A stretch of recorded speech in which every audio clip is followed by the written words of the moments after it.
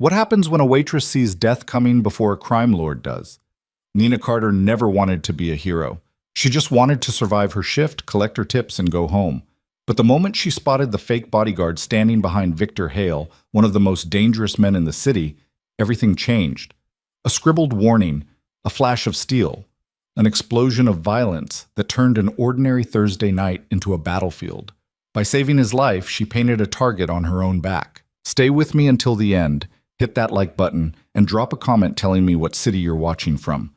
I want to see how far this story travels. The dining room of Constellation smelled like money and danger in equal measure.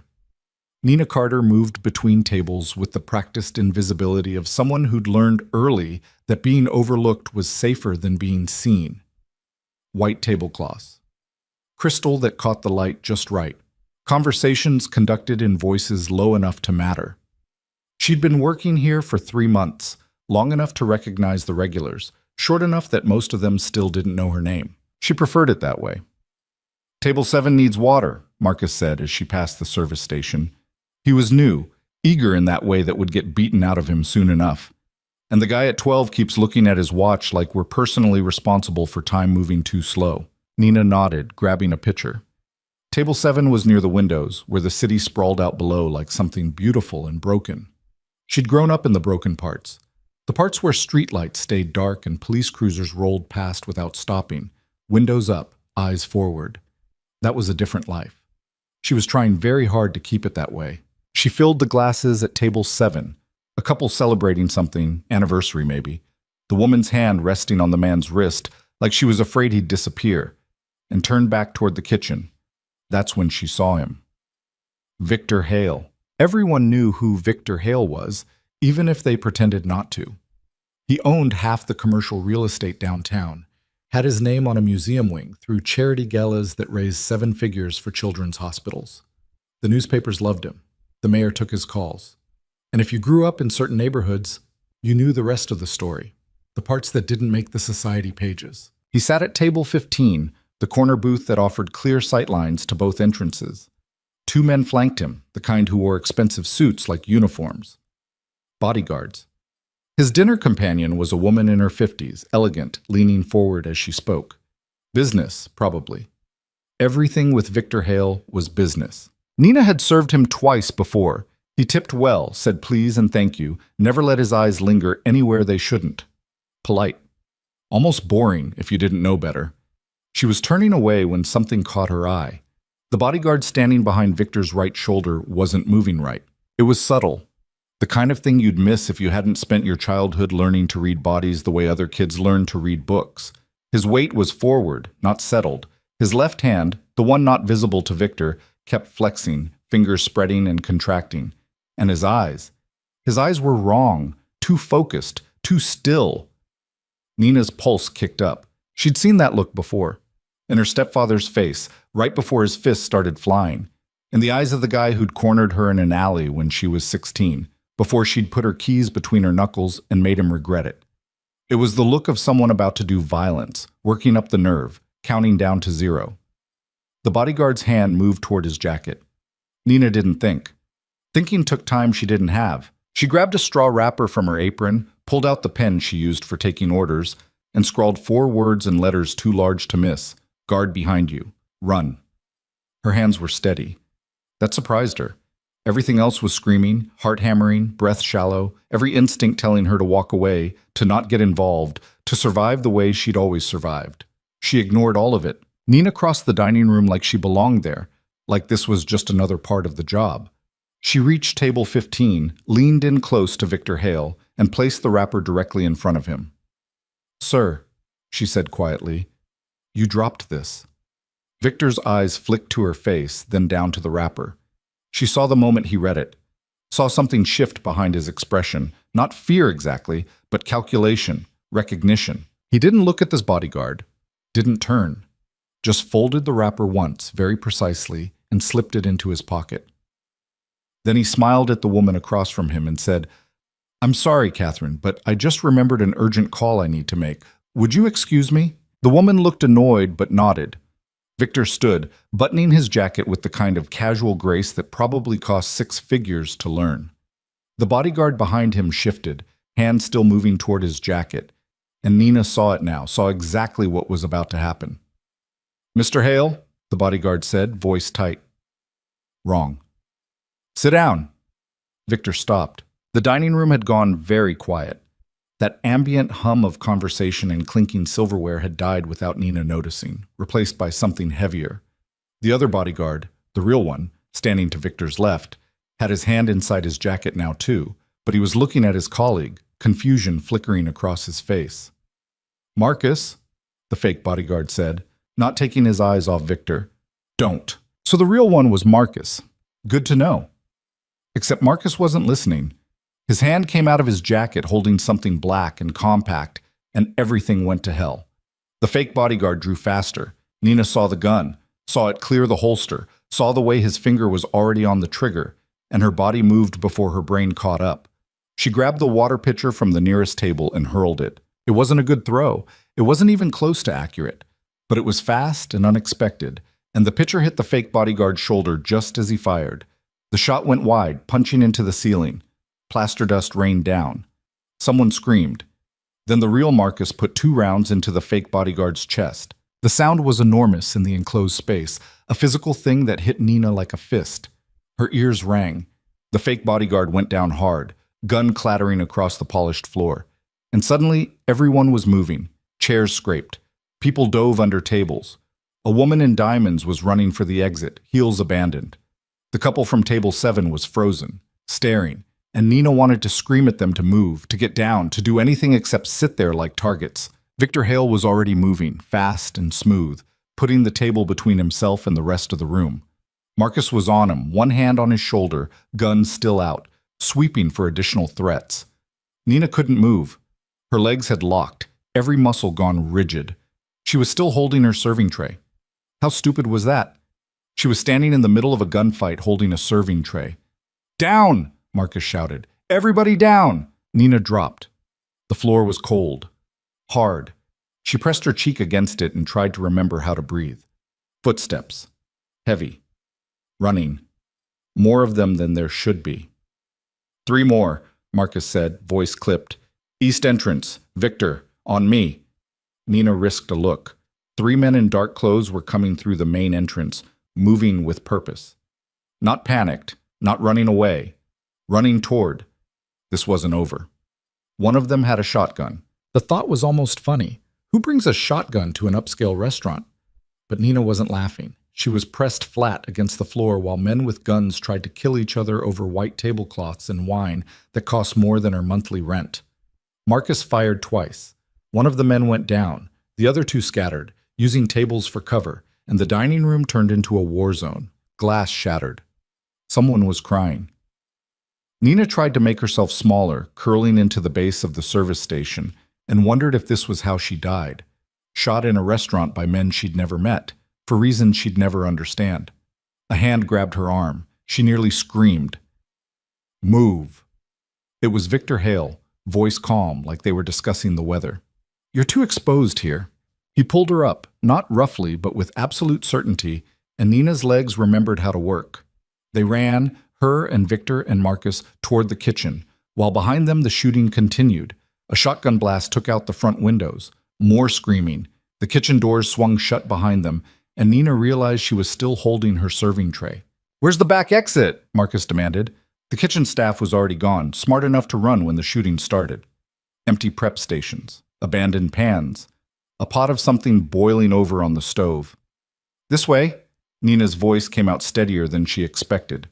She led them through the kitchen, past the walk-in freezer and the dry storage, to the service exit that opened onto the alley. Her hands were shaking now. Delayed reaction. She'd read about that once. Marcus went first, gun up, checking the alley. "Clear." They stepped out into the night. The air was cold, sharp with the smell of garbage and city rain. Nina could still hear gunfire from inside, muffled now, sirens in the distance, getting closer. Victor was looking at her. "What's your name?" he asked. "Nina." It came out automatically. "Nina Carter." "Nina Carter," he repeated like he was memorizing it. "You just saved my life." She didn't know what to say to that. Her brain felt scrambled, thoughts skipping like a damaged record.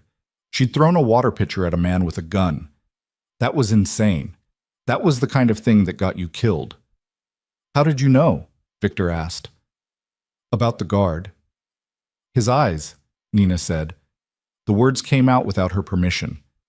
He was looking at you wrong, and his hand kept moving, like he was rehearsing it, building up to it. Victor exchanged a look with Marcus. Something passed between them, some kind of understanding Nina wasn't part of. We need to move, Marcus said. They'll check the alley. A black SUV pulled up at the mouth of the alley, tires squealing.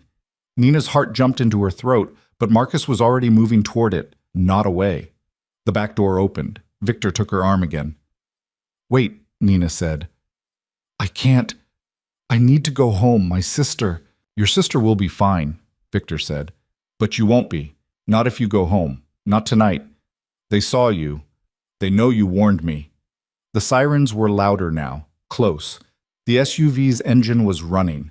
Marcus was holding the door open, waiting. Nina thought about her apartment, about Emma, probably asleep by now, her headphones on, music too loud, about the life she'd built, small and quiet and safe.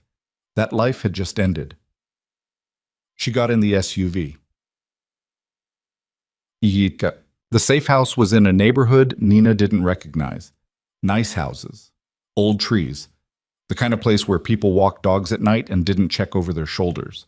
Victor sat across from her in the SUV, silent. Marcus was in front, on his phone, speaking in clipped sentences. Nina caught fragments. 6 confirmed. Inside job. Need a full sweep. She should be terrified. Part of her was. But mostly she felt numb, like she was watching all this happen to someone else. The SUV pulled into a driveway. Garage door already open. They rolled inside and the door closed behind them, cutting off the outside world. This way? Victor's voice was gentle, like he was escorting her into a hotel, not a hiding place. Inside, the house looked normal, furniture that matched, books on shelves, a kitchen with clean counters. Nina had expected something different, something out of a movie, armed guards, surveillance monitors, weapons on the walls. Sit, Victor said, gesturing to the living room. Please. Nina sat. The couch was comfortable, expensive. She was still in her work clothes, black pants, white shirt, non-slip shoes. There was plaster dust in her hair from when the ceiling got shot. Marcus appeared with a glass of water. Nina took it because it gave her hands something to do. Your sister, Victor said, settling into the chair across from her. Emma, right? She's 17? Nina's head snapped up. How do you... I know things, Victor said. It's how I stay alive. Emma Carter, junior at Riverside High, honor roll, wants to study music. Lives with you in a 1-bedroom apartment in Bridgeton. You work 3 jobs to keep her there.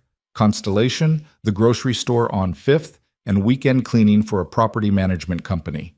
Nina's hand tightened around the glass. If you touch her, I won't. Victor's voice was firm. I protect my own, Nina. And as of tonight, you're mine to protect. I'm not yours.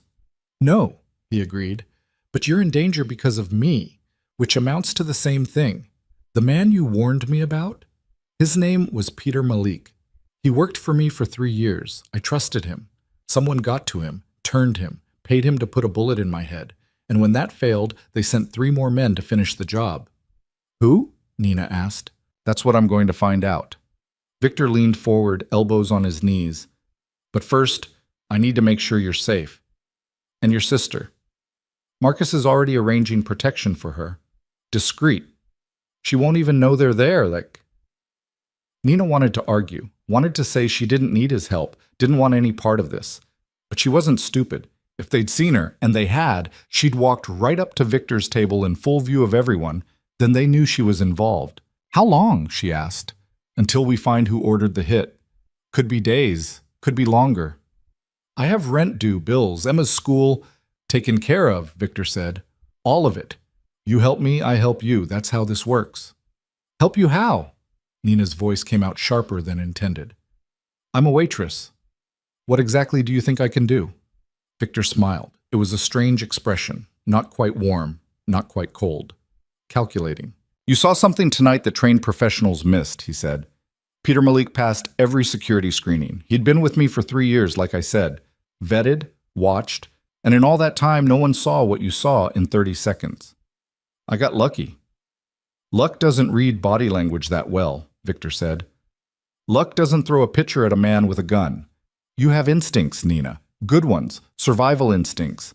The kind you don't learn, you earn them. Nina said nothing.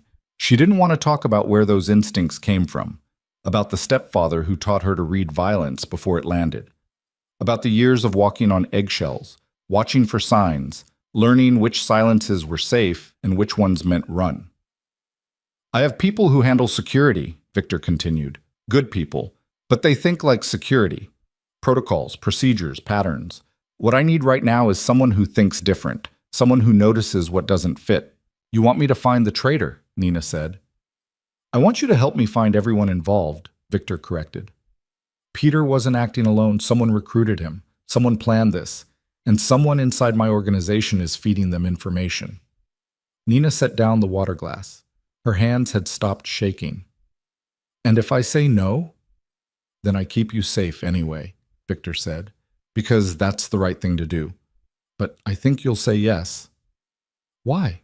Because you didn't have to warn me tonight. You could have walked away, minded your business, stayed safe. But you didn't. You saw something wrong and you acted, even though it put you at risk. That tells me everything I need to know about who you are. Nina thought about Emma, about the college applications she'd helped her fill out last month, about the music scholarship she might actually get if her grades stayed solid, about the life Nina had fought for, tooth and nail, ever since she'd gotten custody when Emma was 12 and she was 20. How much? She asked. Victor blinked. Excuse me? How much do you pay people who help you find traitors? For the first time that night, Victor Hale laughed. It was a real laugh, surprised and genuine. 50,000, he said. 50,000 when this is over, plus all expenses covered while you're under my protection. Your sister's too. And when it's done, if you want a new life somewhere else, I'll make that happen. New city, new name. Whatever you need. $50,000. Nina made $32,000 a year across all 3 jobs. $50,000 was almost 2 years of her life. Emma's first year of college, paid in full, a car that didn't break down every other month, a security deposit on an apartment with a real bedroom for each of them. Okay, Nina said.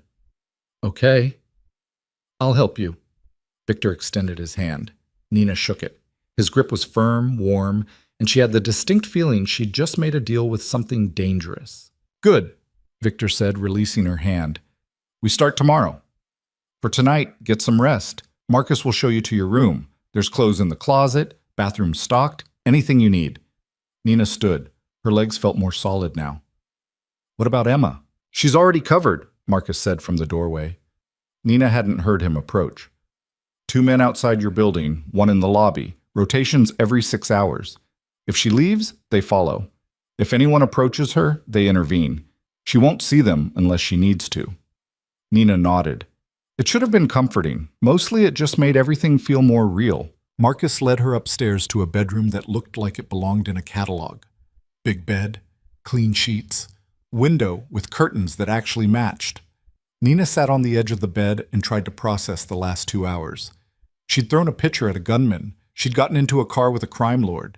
She'd just agreed to help hunt down a traitor for $50,000. Emma was going to kill her, assuming she survived long enough to tell her. Nina pulled out her phone. 3 missed calls, all from Emma. 2 texts. Where are you? Your shift ended an hour ago. Nina, am freaking out. Call me. She typed back. Sorry. Emergency at work. Staying at a friend's place tonight. I'm fine. Love you. 3 dots appeared immediately. Then, what friend? You don't have friends.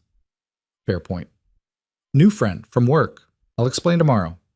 Go to sleep. You're being weird. I know, trust me. Love you. The dots appeared and disappeared twice before Emma responded. Love you too, but you're explaining everything tomorrow. Nina set the phone down. She should sleep. She was exhausted, running on adrenaline and shock. But every time she closed her eyes, she saw Peter Malik's face, saw his hand moving toward his gun, saw the moment he realized what she'd done. She'd changed his plan, changed everything, and now someone out there knew her name. Nina woke to sunlight and the smell of coffee. For a moment, she forgot where she was. Then it all came back. The restaurant, the gunfire, Victor's offer. She sat up, heart pounding, and checked her phone, 7:42 a.m. 3 new messages from Emma, all variations of "Are you alive?" and "Seriously, WTF?" She got up, found the bathroom, used the toothbrush someone had left on the counter still in its package. The clothes in the closet fit perfectly. Jeans, a sweater, even new socks. She didn't want to think about how Victor had known her size. Downstairs, she found Marcus in the kitchen, reading something on a tablet. "Coffee?" he offered. "Please." He poured her a cup. It was good coffee, the kind she couldn't afford. Nina sat at the kitchen island and tried to feel normal. "Victor's in his office," Marcus said. "He'll want to brief you soon, but first, you should eat." He pushed a plate toward her.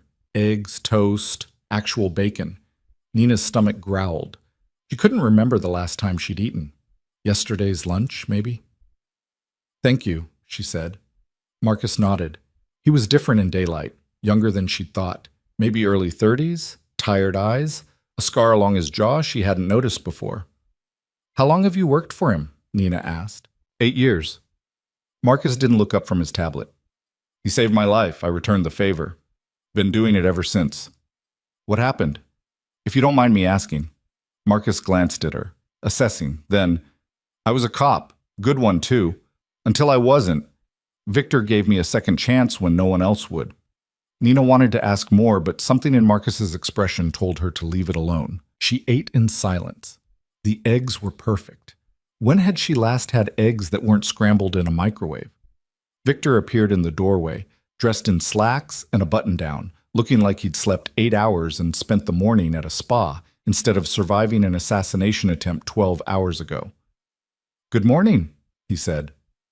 "How did you sleep?" "Fine," Nina lied. "Liar." Victor poured himself coffee.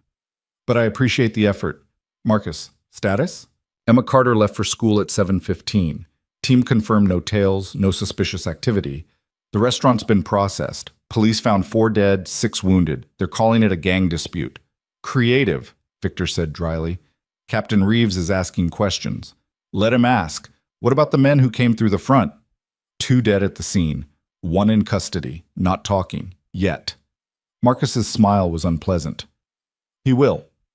Nina set down her fork. "You're going to torture him?" Both men looked at her. "Not torture," Victor said carefully. "Strongly encourage him to reconsider his loyalties." "That sounds like torture with better PR." "Would you prefer we ask nicely?" Marcus asked. "Offer him coffee and sympathy?" "I'd prefer you not." Nina stopped. These weren't her people. This wasn't her world. She had no right to judge how they operated. Never mind. "No." Victor sat down across from her. "Say it. You're part of this now. You get a voice." Nina met his eyes. They were dark, unreadable. "I just don't want to be part of something that hurts people. More than necessary, I mean. I know that sounds naive." "It doesn't sound naive," Victor said. "It sounds principled." "Good. I need someone with principles right now. Everyone else is starting to look suspect." He opened a folder, spread photographs across the table. Faces, men in suits, a few women. Some of them looked familiar. Nina thought she'd seen them at the restaurant before. "These are my inner circle," Victor said. 17 people who have access to my schedule, my movements, my security protocols. One of them, at least one, is working against me. Nina studied the photos, tried to see past the professional smiles and expensive clothes. "Tell me about Peter Malik," she said. "The fake bodyguard. Who recruited him?" "That's what we need to find out," Victor said. "He was assigned to my detail 3 months ago. Before that, he worked in property security for one of my holdings downtown. Clean record, no red flags." "Who assigned him?" "Adrian Voss." Victor tapped one of the photos. A man in his 40s, sharp suit, sharper eyes. "My head of security. He's been with me for 12 years. If there's someone I trust, it's him." "But you don't trust him," Nina said. Victor's expression didn't change, but something flickered behind his eyes. "I trust his competence, but Peter was his man, which means either Adrian made a mistake or Adrian is the problem." Or someone above Adrian, Marcus added. Someone who could override his vetting. Who has that authority? Nina asked. Victor pointed to 3 more photos. Catherine Lyle. You met her last night, briefly. She runs my legitimate business operations. Real estate, investments, the museum board. Then there's James Torrance, my attorney. And finally, Adrian. What about you? Nina asked. You could override anyone. I don't handle day-to-day personnel, Victor said. That's what I pay people for. Peter's assignment would have been approved at Adrian's level, possibly with Catherine's sign-off if it involved public-facing events. Nina pulled Adrian's photo closer, studied his face. Has his behavior changed recently? New expenses? Travel? Meetings with people outside your organization? Marcus? Marcus pulled up something on his tablet. Adrian's been clean, same routine, same expenses, no unusual contact. If he's the leak, he's being careful. Too careful, Nina said. Both men looked at her. People make mistakes, she explained. They get comfortable, sloppy. If Adrian's been with you for 12 years and he suddenly goes completely clean, no deviations at all, that's suspicious. It means he's trying too hard. Victor smiled. See? This is exactly what I need. Fresh eyes. What about the others? Nina pointed to the remaining photos. Who else had access to your schedule yesterday? Victor walked her through them. Catherine, the businesswoman. James, the lawyer. Adrian, security. Then there were the lieutenants, men who ran various operations, reported directly to Victor, had pieces of the puzzle but not the whole picture. Any of them could have known I'd be at Constellation, Victor said. It's one of my regular spots. I go there twice a month, always on Thursdays, always the same table. Predictable, Nina said. By design. People need to be able to find me, within reason. Accessibility breeds loyalty, but it also creates vulnerabilities. Nina stood, walked to the window. The neighborhood outside looked peaceful. Normal. Hard to believe she was hiding from assassins in a house that smelled like fresh coffee and expensive furniture polish. I need to see where Peter Malik lived, she said, and I need to talk to the guy you have in custody, the one who's not talking yet. Victor and Marcus exchanged glances. You want to interrogate him? Marcus asked. I want to watch you interrogate him, Nina corrected. See how he reacts. Body language, like you said. Maybe I'll catch something. That's not how this usually works, Marcus said carefully. Then change how it works. Nina turned back to them. You hired me to see what you miss. Let me do my job. Victor's smile widened. I like her. She's going to be a problem, Marcus said, but there was approval in his voice. The best people usually are. Victor stood, straightening his cuffs. All right, Nina Carter, let's see what you can do. Peter Malik had lived in a studio apartment in Fletcher Heights, the kind of building where the elevator smelled like old cooking and broken dreams. Marcus had already been through it once, but he let Nina take the lead this time. The apartment was small, clean, almost compulsively so. One room that served as bedroom, living room, and kitchen. Bathroom barely big enough to turn around in. Nina moved slowly, touching nothing, just looking. No photos, she said. Marcus looked up from the desk he was searching. What? No pictures, no family photos, no friends, nothing personal on the walls, just generic art, the kind that comes with the frame. Some people don't do photos. Everyone does something, Nina said. Even if it's just a postcard or a concert ticket or a coffee mug with a stupid saying. This place looks like a hotel room, like he was just passing through. She opened the closet. 4 suits, all dark, 6 shirts, 2 pairs of shoes, everything arranged with military precision. How long did he live here, but? Nina asked. Lease says 9 months, say. 9 months and he hasn't unpacked. Nina closed the closet. Or he packed light on purpose. Easy to leave fast if he needed to. She moved to the kitchen, opened the refrigerator. Milk, eggs, basic groceries, nothing unusual. The freezer held 2 frozen dinners and an ice tray. Check the ice, Nina said. Why? Just check it. Marcus pulled out the tray, knocked the ice into the sink. Nothing. But when he checked the compartment underneath, he found a small waterproof bag. Inside, $10,000 in cash and a burner phone. Well, Set, Marcus said. That's interesting. Nina felt a small surge of satisfaction. She'd been right. Can you trace the phone? Already on it. Marcus was typing on his phone. If you made any calls, we'll know. They left the apartment building, got back into the SUV. Nina watched the neighborhood roll past. Chain link fences, corner stores with bars on the windows, people waiting at bus stops with that look of tired resignation she knew too well. How did you know? Marcus asked. About the ice. My stepfather used to hide things, Nina said.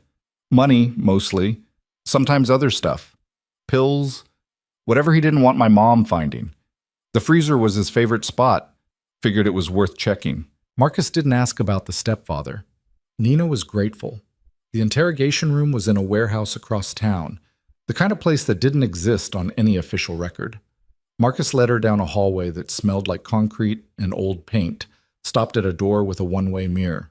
He's in there, Marcus said. Name's Kyle Brennan. 28, ex-military, dishonorable discharge 3 years ago. Been working private security since then. He's not talking, but he's scared. Through the mirror, Nina could see a young man handcuffed to a table. He looked tired, pale. There was dried blood on his collar from a split lip.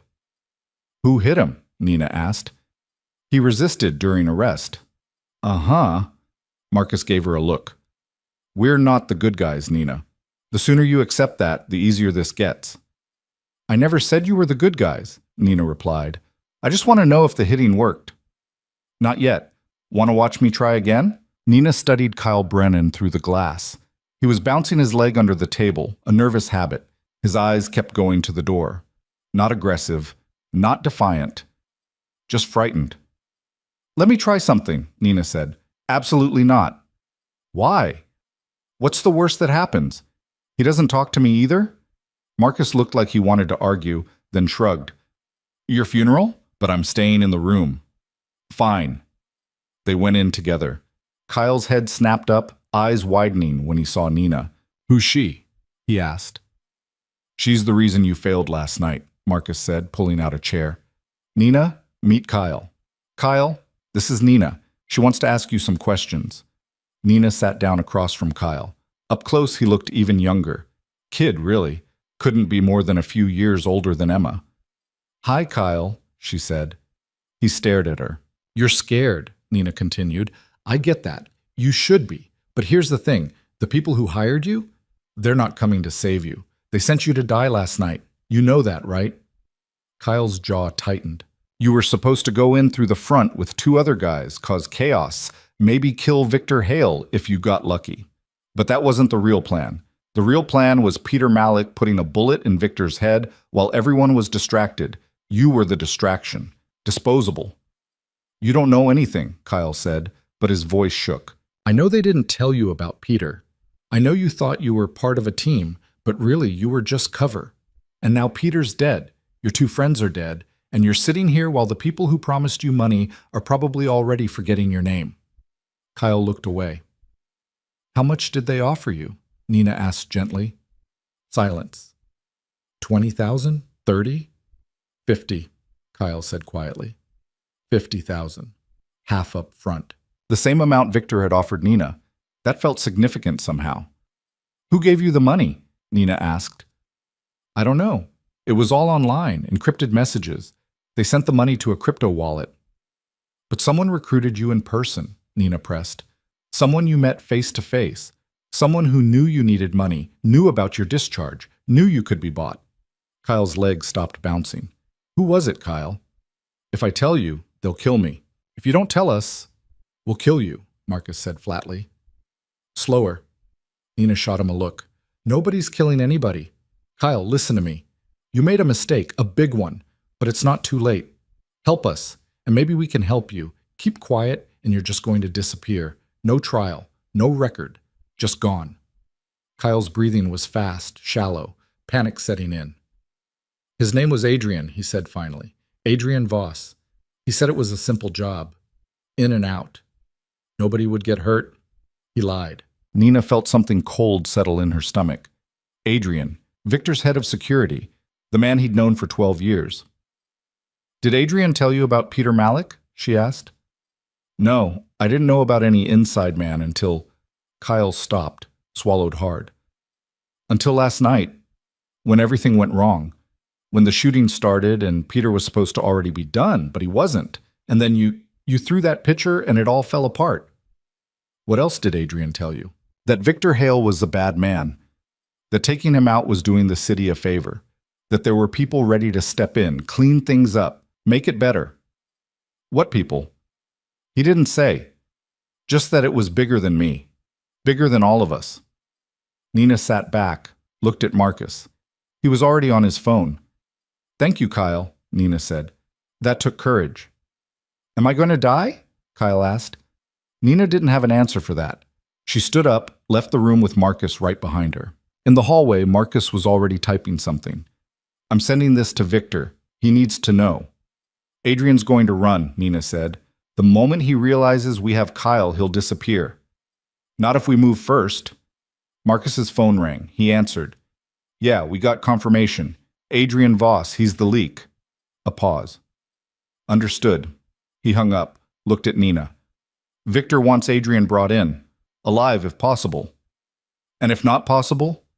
Marcus's expression was answer enough. They drove back to the safe house in silence. Nina's mind was racing, trying to fit pieces together. Adrian had recruited Kyle.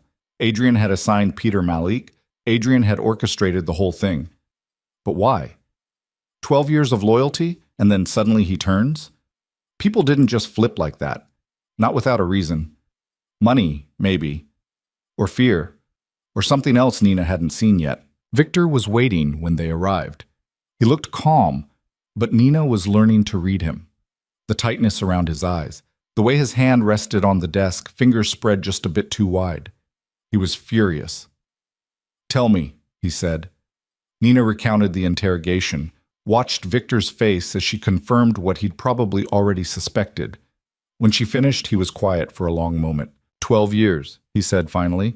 I gave him everything, trust, money, respect, and he sold me out for what? A bigger piece of someone else's pie? We don't know his reasons yet, Nina said carefully. I don't care about his reasons. Victor's voice was cold, hard.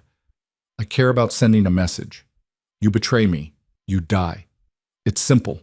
It's not simple if he had help, Nina said. Kyle said it was bigger than all of them. Adrian's not working alone. If you kill him before we find out who else is involved, you'll be right back where you started. Victor looked at her, really looked, like he was seeing something new. You're right, he said. Which is why you're going to help me find them, all of them. How?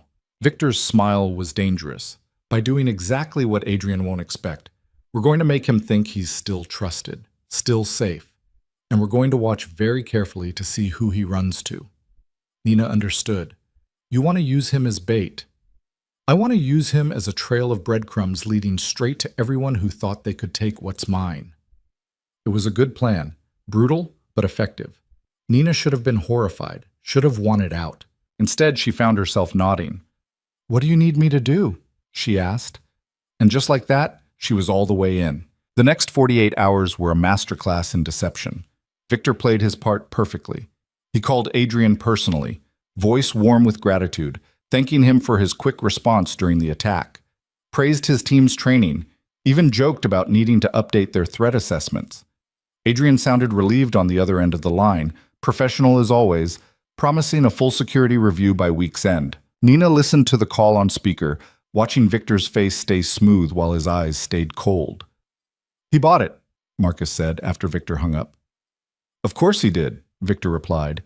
Adrian thinks he's smarter than me, always has. That's his weakness. Nina had been studying Adrian's file for hours.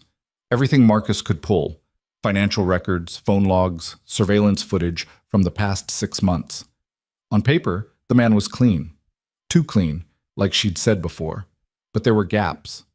Small ones. An hour here, 2 hours there, where his location couldn't be confirmed. He's careful, she told Victor. Meets his contacts in dead zones, places without cameras, probably uses burner phones, changes them regularly. So how do we catch him? Nina tapped the file. We don't catch him. We make him catch himself. She'd been thinking about this since the interrogation. Adrian was smart, experienced, paranoid. He wouldn't slip up easily. But everyone had pressure points. Everyone had something they cared about more than being careful. What's his weak spot? Nina asked. Victor considered. Money. Adrian likes money, always has. That's why I paid him well, kept him loyal. Except it didn't, Marcus pointed out, because someone offered him more, Nina said. Or offered him something money can't buy.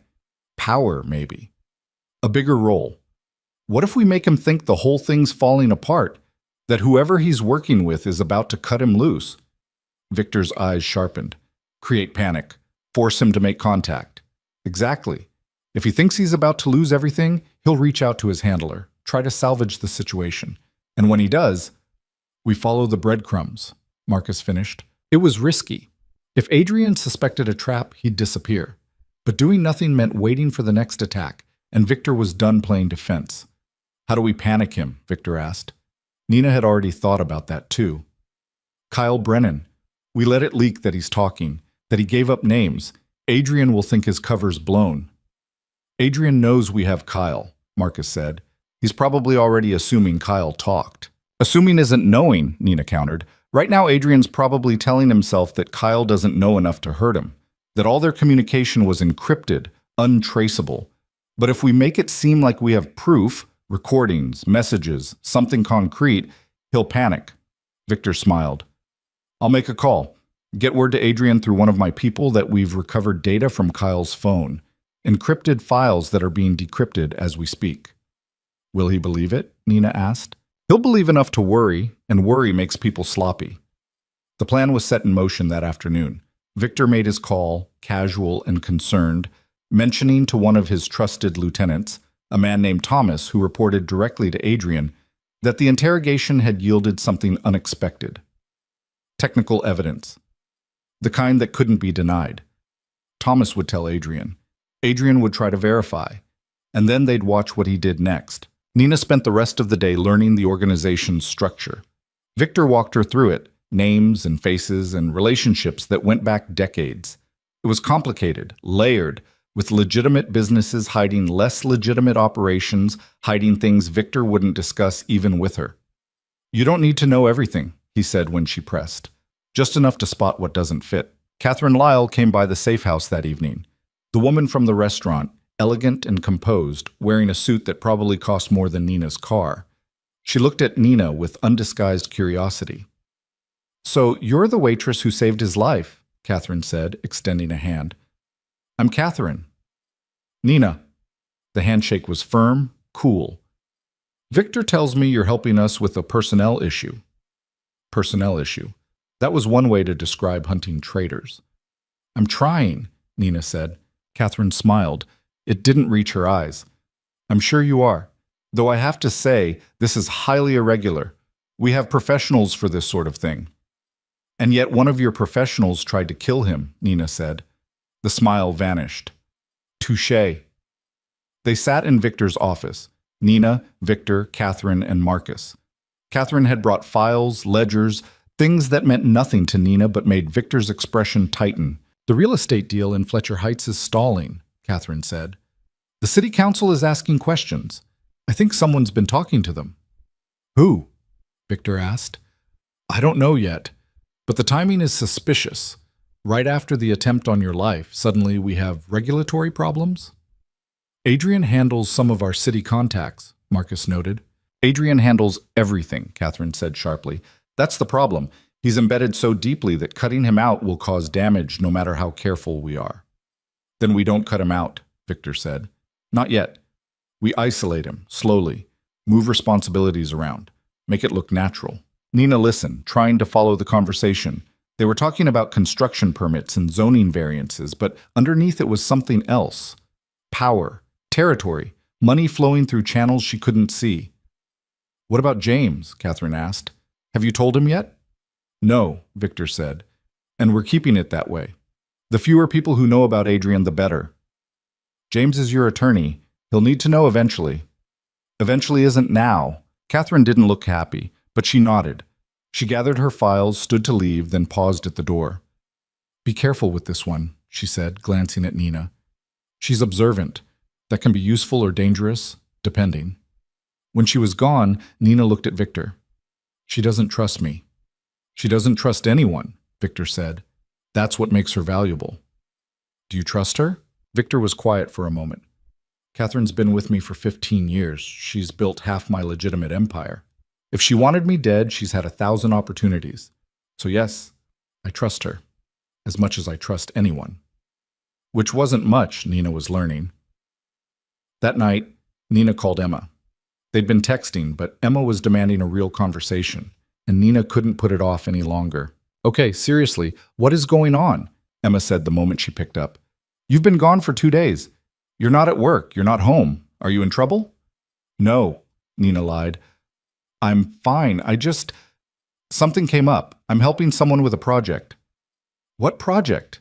And who? Nina, you're freaking me out. Nina closed her eyes. She hated lying to Emma. They'd promised each other after everything with their mother and the stepfather that they'd always be honest. No secrets.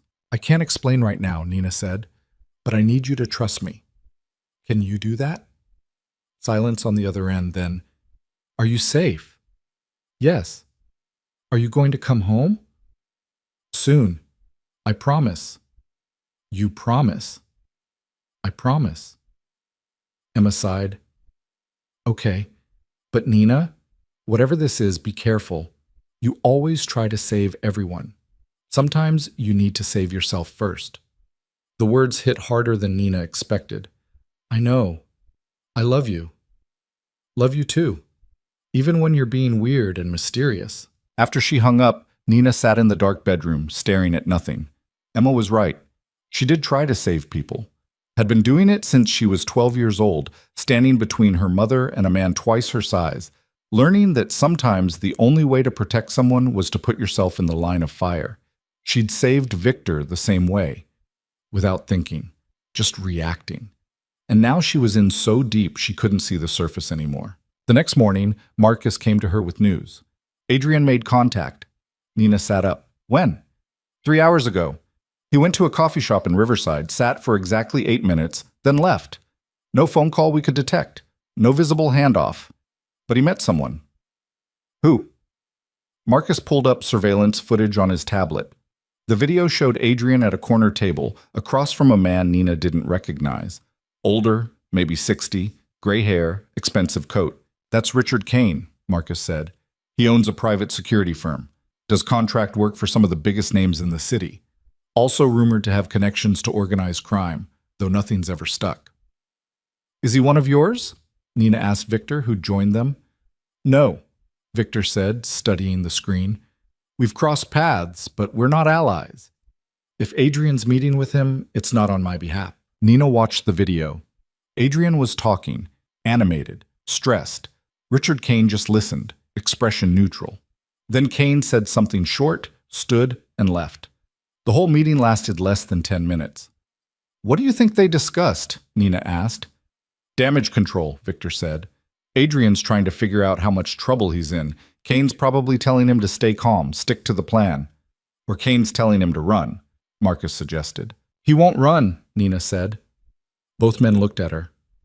Adrian's not stupid. He knows running makes him look guilty. Right now he thinks he can still play this off, convince you he's loyal. He'll only run if he's absolutely certain you know. So we need to make him certain, Victor said. Nina nodded. But carefully. If we push too hard too fast, he disappears and we lose our chance to find everyone else involved. What do you suggest? Nina thought about it. Bring him in for a meeting. Make it seem routine. Security debrief after the attack. But during the meeting, mention something that only the traitor would know. Watch how he reacts. Like what? The money, Nina said. Kyle said Adrian paid him $50,000, half up front. If we mention that specific amount in connection to the investigation, Adrian will know we have details we shouldn't, but it won't be obvious enough to look like a direct accusation. Victor smiled. You're good at this. I'm good at reading people, Nina corrected. This is just applied observation. Call it whatever you want. Set it up, Marcus. The meeting was scheduled for the next afternoon at one of Victor's offices downtown. Nina wouldn't be there. Too risky, too obvious, but they'd have her watching via hidden cameras, ready to analyze every micro-expression, every tell. In the meantime, Victor had other business to handle. Nina asked if she could observe, and to her surprise, he agreed. You want to understand how this works? He said. Then you need to see all of it, not just the crisis management. She followed him to a building in the industrial district, the kind of place that looked abandoned but wasn't. Inside it was clean, organized, busy. People moving with purpose. Computers, filing cabinets, a whole operation running smoothly. This is where we handle logistics, Victor explained. Shipments, inventory, distribution. Completely legal before you ask. We import electronics, luxury goods, specialty items. Everything gets documented, taxed, tracked. And the illegal stuff? Victor glanced at her. What illegal stuff? Nina didn't push it. She watched him work, watched him talk to his people, ask questions, solve problems. He was good at it, patient, direct, fair. People respected him. Some even seemed to like him. It was strange seeing this side of him, the businessman instead of the crime lord. You're surprised, Victor said, catching her expression. A little, Nina admitted. You thought I'd be crueler? More obviously villainous? I don't know what I thought. Victor led her to his office on the second floor, windows overlooking the warehouse floor. Most people in this business are cruel because they're scared. They think fear equals respect, violence equals strength. But fear only works until someone scarier comes along. Respect? That lasts. Is that why Adrian turned on you? Nina asked. Because he didn't respect you? Adrian turned on me because someone convinced him he could do better without me. That's greed, not disrespect. Though maybe they're the same thing. He poured 2 glasses of water from a pitcher on his desk, handed one to Nina. The gesture was so normal, it threw her. Can I ask you something? Nina said. You just did. But go ahead. Why do you do this? You have legitimate businesses, money, influence. You could walk away from the other stuff, be completely legal. Why don't you? Victor sat on the edge of his desk, considering. You know what I learned early on? The law protects people who don't need protection. The rich, the connected. Everyone else has to fend for themselves. I grew up fending for myself. And when I got powerful enough to make my own rules, I did. That's not an answer. It's the only answer I have. He looked at her directly. I'm not a good man, Nina. I don't pretend to be. But I'm fair. I keep my word. I protect my own. In this world, that's something. Nina wanted to argue, wanted to point out that fairness didn't excuse the rest of it, but she'd grown up in the same world Victor had, just from a different angle. She knew how little the law cared about people like her and Emma, how many times she'd needed help and found none. So instead, she just nodded. They stayed in the office for another hour, going over more files, more details about Adrian's movements. Nina was learning to spot the patterns, the gaps, the places where someone could hide secrets. You're a natural at this, Victor said. I've been doing it my whole life, Nina replied, just in different contexts. Your stepfather. Nina stiffened. How do you know about that? I told you, I know things. Robert Jennings. Married your mother when you were 8. Drunk, violent, arrested twice for assault, but never convicted. Your mother stayed with him until she died. You took Emma and left the day after the funeral. Nina's hands tightened around her water glass. Stop. I'm not judging. I'm explaining why I chose you. You chose me because I was there. I chose you because you survived something terrible and came out stronger. That takes a specific kind of person, the kind I need. Nina stood. She needed to move, to do something with the anger suddenly burning in her chest. You don't know anything about what I survived. You're right, Victor said quietly. I don't. But I know you recognize predators when you see them. You've been doing it your whole life. That's why you spotted Peter Malik before my trained security did. That's why you're better at this than people who've been doing it for decades. Don't make me into something I'm not. I'm not. I'm seeing you for what you are. Nina turned away, stared out the window at the warehouse below. People working. Normal people with normal jobs, probably no idea what else happened in this building, in this organization. I should check on Emma, she said, changing the subject. She's fine. Marcus has people watching her around the clock. I know. I still want to check. Victor didn't argue. He gave her space, went back to his desk, and Nina pulled out her phone. Texted Emma.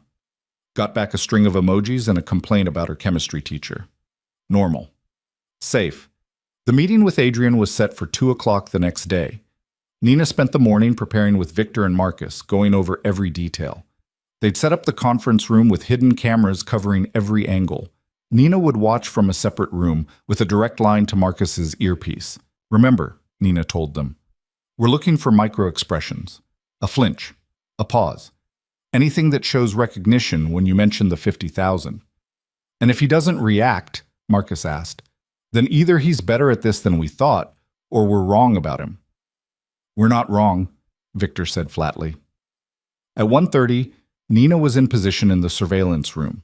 Multiple screens showing different angles of the conference room. Marcus testing the audio feed. Everything ready. Adrian arrived at 2 exactly. Nina watched him enter, shake Victor's hand, take his seat. He looked tired but composed. Professional. Victor started with pleasantries, thanking Adrian for coming, discussing the security review. Adrian responded appropriately, taking notes, asking questions. Nothing seemed off. Then Victor shifted topics. We've made progress on the investigation, he said casually. The interrogation yielded some interesting details. Financial transactions, mostly. Apparently the attackers were each promised $50,000, half up front. Nina watched Adrian's face on the screen. There, just for a second. His eyes widened fractionally. His hand stopped mid-note, a tiny hitch in his breathing. 50,000, Adrian repeated. That's specific. Very specific, Victor agreed. Makes me think whoever hired them had access to serious capital. This wasn't some amateur operation. Adrian nodded slowly. Do we have any leads on the source of the money? We're working on it. Marcus has people tracing the crypto transactions. Should have answers soon. Another micro-expression. Adrian's jaw tightened. His left hand, resting on the table, curled into a partial fist before he caught himself and relaxed it. Good, Adrian said. That's good. Whoever did this needs to pay.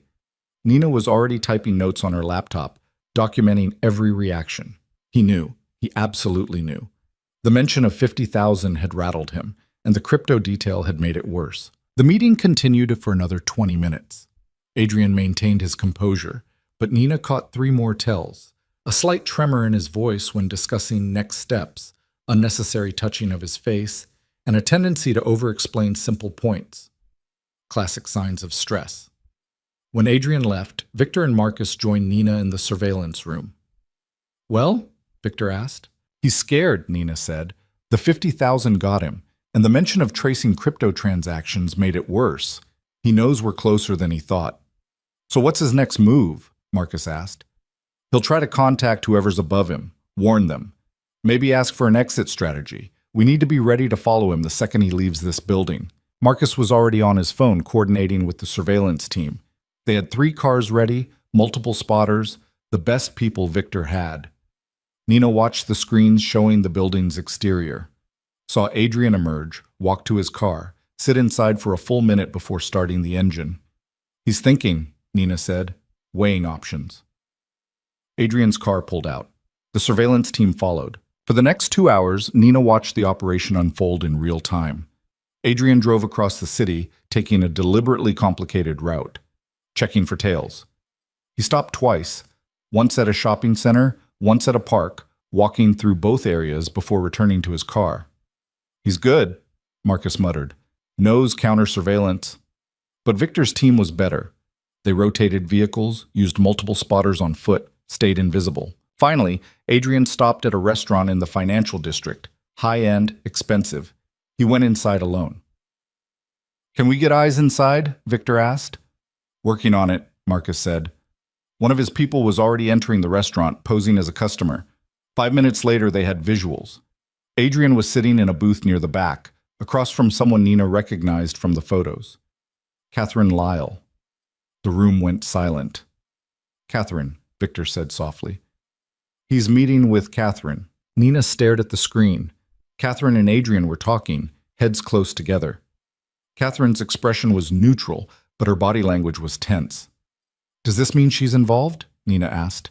Or it means Adrian's trying to involve her, Marcus suggested, using her as an alibi, making it look like he's still loyal, still coordinating with Victor's inner circle.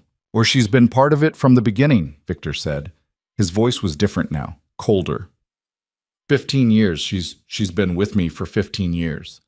Nina watched Catherine on the screen, watched her listen to Adrian, nod occasionally, say something that made Adrian lean back and shake his head. It looked like an argument. We need audio, Nina said. Too risky, Marcus replied. The restaurant's too public. We'd have to get too close. They watched for another 10 minutes. Then Catherine stood, put money on the table, and left. Adrian sat alone for a moment, then checked his phone and left as well.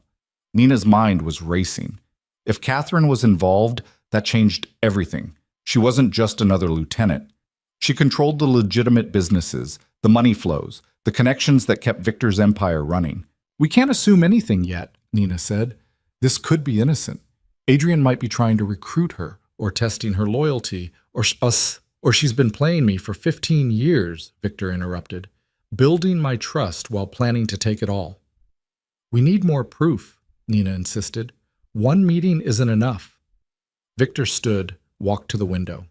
Outside, the city stretched endlessly, towers of glass and steel reflecting the late afternoon sun. "Pull Catherine's records," he told Marcus. "Everything. Financial, communication, travel. I want to know every move she's made in the last 6 months." "Victor, do it." Marcus left without another word.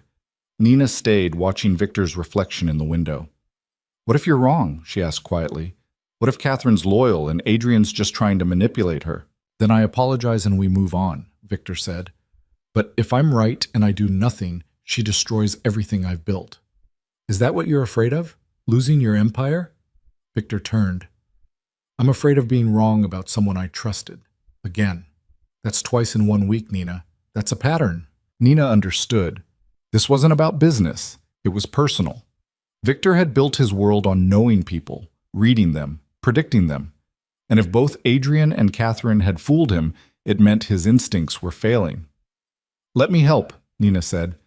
"Let me look at Catherine's files. Fresh eyes. Remember?" Victor nodded slowly. "All right. But Nina?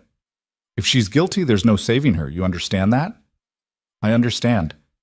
She wasn't sure she did, but she knew better than to argue. The rest of the day was spent in data. Catherine's financial records were complex, layered, deliberately opaque. She was smart, covered her tracks well. But Nina had learned something important over the past few days. Everyone left traces. You just had to know where to look. She found the first anomaly around midnight, a payment from one of Catherine's personal accounts to a consulting firm that didn't seem to exist. $20,000 6 months ago. "Marcus, look at this," Nina said. He came over, studied the screen, ran the consulting firm's name through several databases. Nothing came up. "Shell company," he said. "Money goes in, disappears. Standard laundering technique." "Would Catherine need to launder money?" Nina asked. "She's already running Victor's legitimate operations. Not if the money's clean, but if she's getting paid from outside sources that can't be disclosed." Marcus trailed off. "This is bad." They kept digging. Found 2 more payments to different shell companies, all in the last 8 months, all for amounts that were significant but not alarming enough to trigger automatic flags. Nina sat back, rubbing her eyes. "She's being careful. Small amounts spread out over time." "Total comes to 80,000, Marcus said. "That's not small." "No. But it's not enough to fund a takeover attempt either. Where's the rest?" They worked through the night, cross-referencing Catherine's movements with the shell company payments, looking for patterns. Nina's vision started to blur around 3 a.m., but she kept going, fueled by coffee and the knowledge that they were close to something. At 4:15, she found it.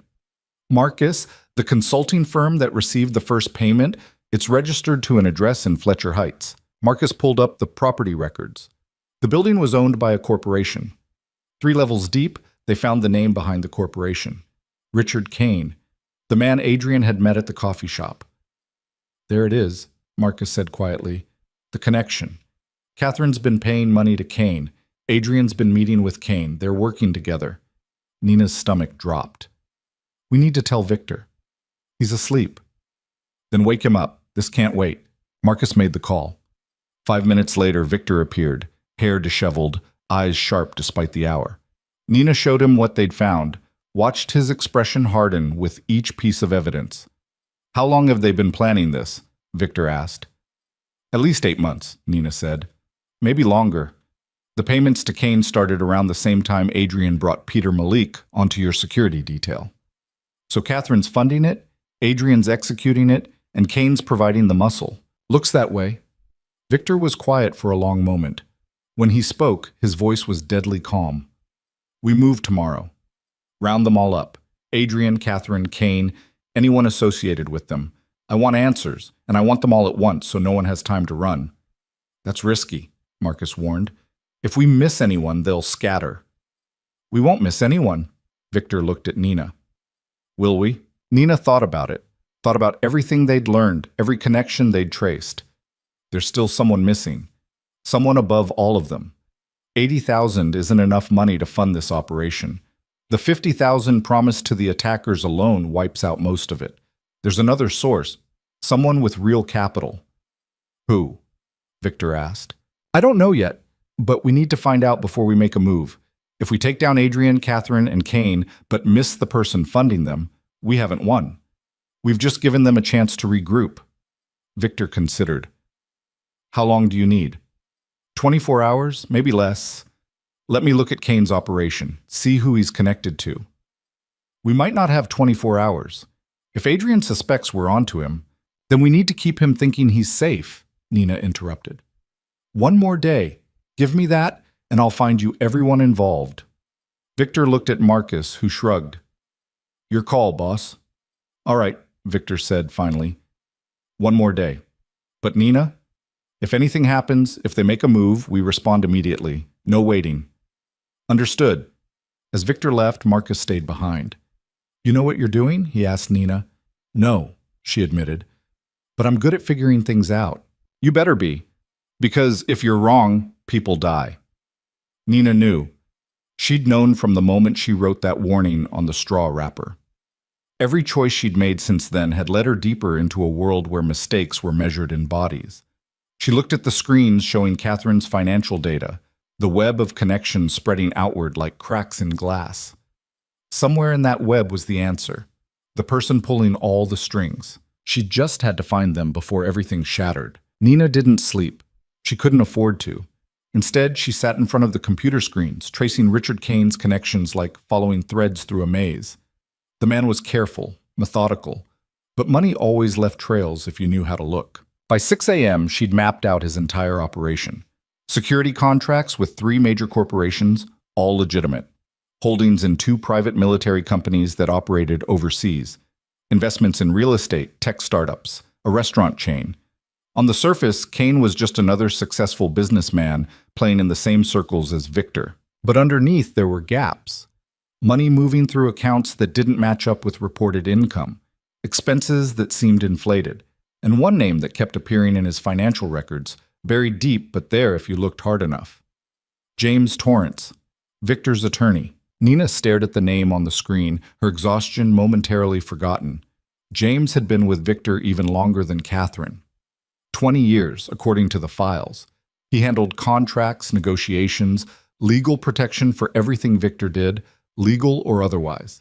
He was supposed to be untouchable. She dug deeper, found payments from one of Kane's shell companies to a law firm James had a stake in. Not direct payments to James himself, nothing that obvious. But the firm had received over $200,000 in the past year for consulting services that had no paper trail, no documentation, nothing to explain what they were actually for. Marcus, Nina called out. He'd been dozing in a chair across the room, but he was awake instantly. What is it? James Torrance. He's connected to Kane. Look at this. Marcus came over, studied the screen. His expression darkened. This doesn't necessarily mean anything. Lawyers do consulting work all the time. For $200,000 with no documentation, no contracts, no billing records, nothing? It's thin, Marcus said, but he didn't sound convinced. It's a pattern, Nina countered. Catherine pays Kane $80,000. Kane pays James's law firm $200,000. Where's James getting the money to fund all of this? Because it's not coming from Victor. I checked Victor's payments to him. They're consistent, predictable, nowhere near this level. Marcus ran a hand over his face. If James is involved, this is worse than we thought. He knows everything. Every deal, every operation, every weak point in Victor's organization. He could dismantle the whole thing from the inside. That's exactly what they're doing, Nina said. Think about it. Adrian handles security, so he knows how to get past Victor's defenses. Catherine controls the money, so she can fund the operation and make it look legitimate. And James knows the legal structure, knows how to transfer assets, knows how to make Victor's empire disappear on paper while they take it over. We need to tell Victor, now. They found him in the gym on the lower level, working through a brutal routine on the heavy bag. Sweat-soaked, focused, channeling whatever he was feeling into controlled violence. He saw them enter and stepped back, breathing hard. "What did you find?" he asked, already knowing it was bad from their expressions. Nina told him, watched his face stay carefully neutral as she laid out the evidence connecting James to Kane, to Catherine, to the whole conspiracy. When she finished, Victor just nodded. "James, we don't have definitive proof yet," Marcus said quickly. "It's circumstantial. Could be explained away." "But you don't think it can be," Victor said, looking at Nina. "No," she admitted. "The pattern's too clear. 3 people in your inner circle, all connected to Kane, all moving money through channels that don't make sense unless they're working together." Victor picked up a towel, wiped his face. His hands were steady, but Nina could see the tension in his shoulders. "James has been my attorney for 20 years. He was there when I had nothing, helped me build everything." "No," Nina said quietly. "He has keys to my houses. He's met my family. He was at my father's funeral." Victor's voice was still calm, still controlled, but something dangerous was building underneath. "And he's been planning to take it all away." "We could be wrong," Nina offered, though she didn't believe it. "You're not wrong," Victor said. "I can feel it now. The pieces fit. James always pushed me towards certain investments, certain partnerships. I thought he was looking out for me, but he was positioning things so they'd be easier to take when the time came." He threw the towel aside, walked to the window. Outside, the sun was rising, painting the sky in shades of orange and red. "How do we prove it?" Victor asked. "Catherine's payments to Kane, we have those, but James is too smart to leave direct evidence. Everything runs through his law firm, perfectly legal, on paper." Nina had been thinking about this. "We need someone to break. Adrian, Catherine, or Kane. One of them talks, confirms James is involved, and we have him." "They won't talk," Marcus said. "Not willingly. They know what happens to traitors." "Then we make them unwilling," Victor said. "We bring them in, separate them, make each one think the others have already talked. Classic interrogation technique. Someone will crack." "That's risky," Nina warned. "If we grab all 3 at once and don't get the confession we need, they lawyer up and we get nothing." "So we don't grab all 3 at once," Victor said. We start with the weakest link." "Who's that?" Marcus asked. Nina considered. Adrian was a soldier, trained to resist interrogation. Catherine was calculating, wouldn't break easily. But Kane was a businessman, used to operating from a distance, letting others take the risks. "Kane," she said, "he's the middleman.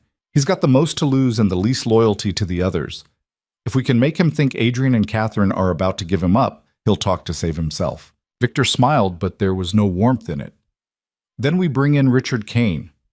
The operation was planned for that night. Kane lived in a penthouse downtown, security, but not insurmountable. Victor had people who specialized in making problems disappear quietly, and they were very good at their jobs. Nina spent the day preparing, going over everything they knew about Kane, looking for pressure points. He had an ex-wife, 2 kids he barely saw, a gambling habit he thought he kept secret, and he had debts. Despite all his success, despite the money flowing through his accounts, Richard Kane was leveraged to the breaking point. "He's desperate," Nina told Victor. "That's why he's part of this. He needs a big score to get clear of his debts." "How much does he owe?" Nina pulled up the records she'd found. Conservative estimate? $3 million. Spread across casinos, private lenders, some very unpleasant people. Victor whistled. $3 million. And he thought betraying me would solve that? He probably thought taking over your operation would solve it. Your whole operation, not just a piece. Ambitious.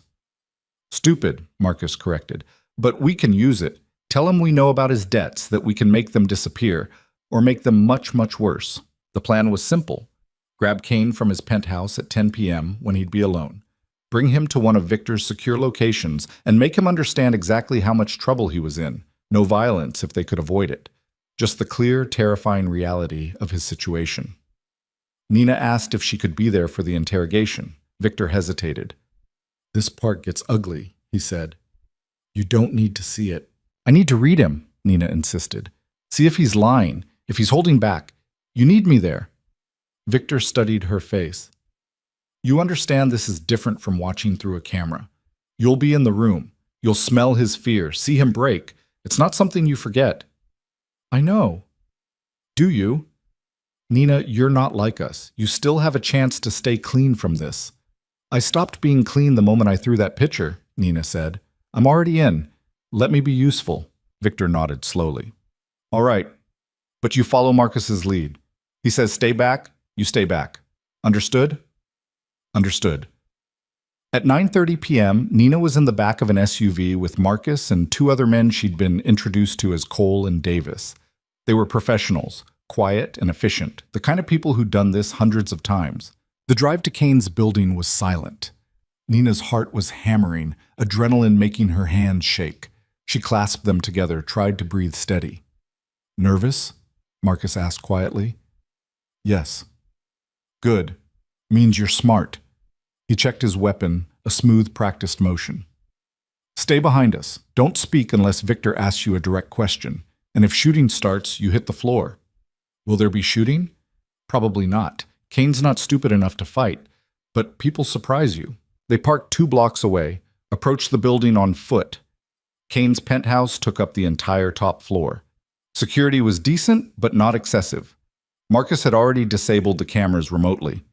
They took the service elevator up, Cole picking the lock on the penthouse access in under 30 seconds. Inside the apartment was exactly what Nina expected. Expensive furniture, city views, art on the walls that probably cost more than her car. And Richard Kane, sitting in his living room with a glass of whiskey, watching the news. He looked up as they entered, and the glass slipped from his hand. Hello, Richard, Marcus said pleasantly. We need to talk. Kane stood, hands raised. Wait. Just wait. We can discuss this. Whatever you think I've done. We know what you've done, Marcus interrupted.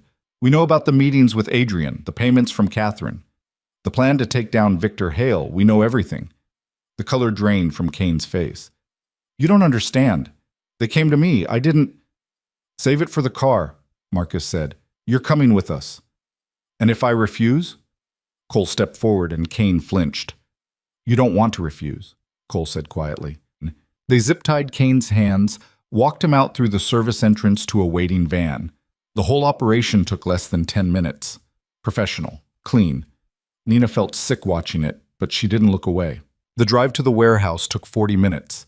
Kane sat silent, sweating, his eyes darting between his captors. Nina sat across from him, studying his body language. He was terrified, yes, but there was something else there too. Calculation. He was already trying to figure out how to survive this. The warehouse was in the industrial district, the same one Victor had taken Nina to before. But instead of the busy logistics operation, they went to a section in the back Nina hadn't seen. Concrete floors, soundproofed walls, a single chair bolted to the floor in the center of an empty room. Victor was waiting. He looked at Kane with an expression that made Nina's skin crawl. Not angry, not emotional at all. Just cold assessment, like Kane was a problem to be solved. Sit down, Richard, Victor said. They put Kane in the chair, cut the zip ties, and secured his wrists with metal restraints built into the armrests. Kane's breathing was rapid, shallow. Do you know why you're here? Victor asked. Victor, please, let me explain. I asked if you know why you're here. Kane swallowed hard. Yes. Good. That saves time. Victor pulled over a second chair, sat down facing Kane. Nina stayed by the wall with Marcus, watching. You've been working with Adrian Voss and Catherine Lyle to orchestrate a takeover of my organization. You've been acting as a middleman, providing security personnel for the attempt on my life, coordinating communications, and taking payment for your services. Do I have that right? Kane said nothing. Richard, I'm going to ask again, and I need you to understand something. The only reason you're still breathing is because I want information. The moment you stop being useful, that changes. So I'll ask one more time. Do I have that right? Yes, Kane whispered. Good. Now tell me who else is involved. I don't... Oh, Victor's hand moved so fast Nina almost missed it. One moment he was sitting calmly. The next, his fist had connected with Kane's jaw with a sound like a wooden board breaking. Kane's head snapped to the side, blood spraying from his mouth.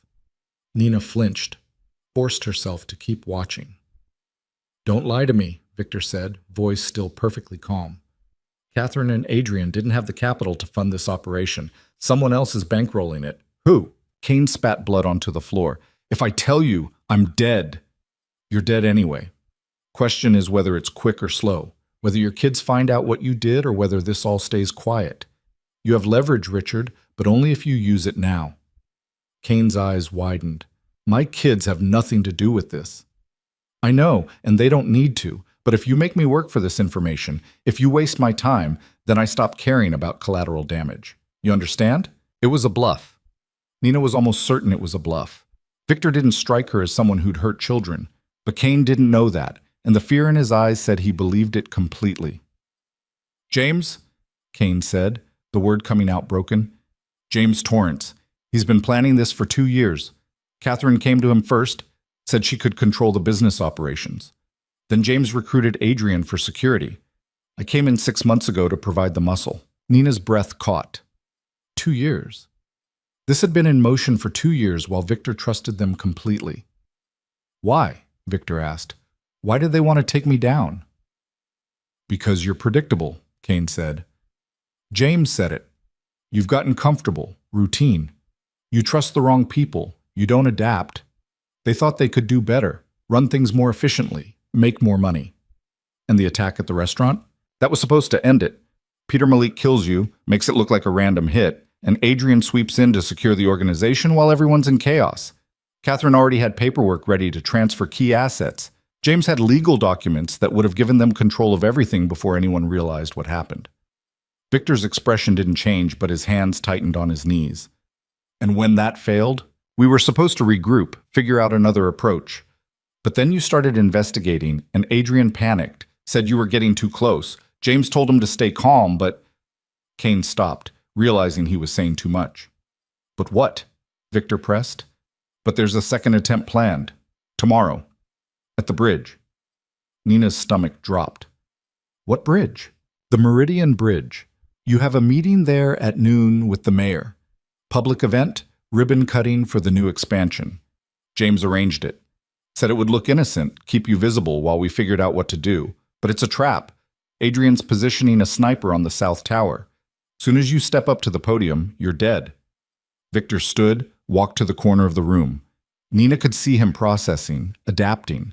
Marcus was already on his phone, probably coordinating security. Who else knows about this? Victor asked. Just us, the core group, and the sniper Adrian hired. Name? I don't know.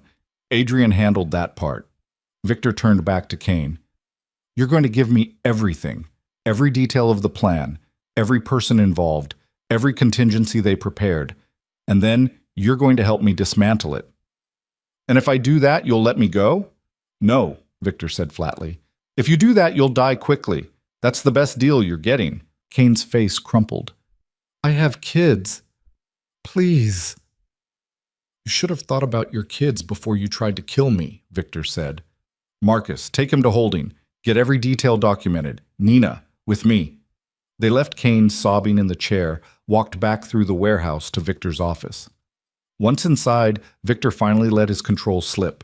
He slammed his fist into the desk hard enough to make Nina jump. 2 years, he said. James has been betraying me for 2 years. We stopped it, Nina said. We know about the bridge. We can what? Cancel the meeting? Go into hiding? That's not how this works. Victor's eyes were dark, dangerous. If I don't show up tomorrow, it makes me look weak. It tells everyone I'm afraid. In this business, fear is death. So what do? I go to the meeting, Victor said, but I go prepared. And when Adrian's sniper takes his shot, we make sure he's the one who ends up dead. Nina stared at him. You're using yourself as bait. I'm turning their trap into mine. Marcus can position counter snipers. We grab the shooter before he fires, trace him back to Adrian, and we have proof. Hard proof, the kind that can't be denied or explained away. That's insane, Nina said. If your counter snipers miss, if they're not fast enough, then I die, Victor said simply. But I'm not going to hide from James and his little rebellion. I'm going to end it, completely. Nina wanted to argue, wanted to tell him there had to be another way. But she could see in his face that his mind was made up. This wasn't just about survival anymore. It was about sending a message. "Let me help," Nina said. "You've helped enough. Tomorrow you stay here where it's safe." "No." Victor looked at her sharply. "No? You said I'm part of this now. You said I get a voice. Well, I'm using it. I've been studying Adrian's patterns for days. I know how he thinks, how he operates.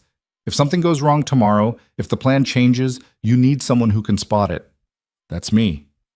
"Nina, you need me," she repeated. "You know you do." Victor held her gaze for a long moment. Then he nodded. "Fine. But you stay in the security vehicle with Marcus. You don't go near the bridge, you don't put yourself in the line of fire." "Agreed." Marcus came back in, tablet in hand. "Kane's talking, giving us everything, and I've got teams positioning around the bridge now. By tomorrow morning, we'll have every angle covered." "Good," Victor said. "What about Adrian and Catherine?" "Under surveillance. Both of them are at their homes. No unusual movement." "Keep it that way. I don't want them spooked before tomorrow." The rest of the night was spent planning. Nina watched Victor and Marcus coordinate like a military operation, positioning people, planning contingencies, preparing for every possible scenario. She tried to contribute where she could, pointing out potential blind spots, suggesting alternatives, but mostly she just tried to keep up. Around 3 a.m., Victor sent everyone home to rest. Nina went back to her room in the safe house, lay down fully clothed and stared at the ceiling. Sleep was impossible.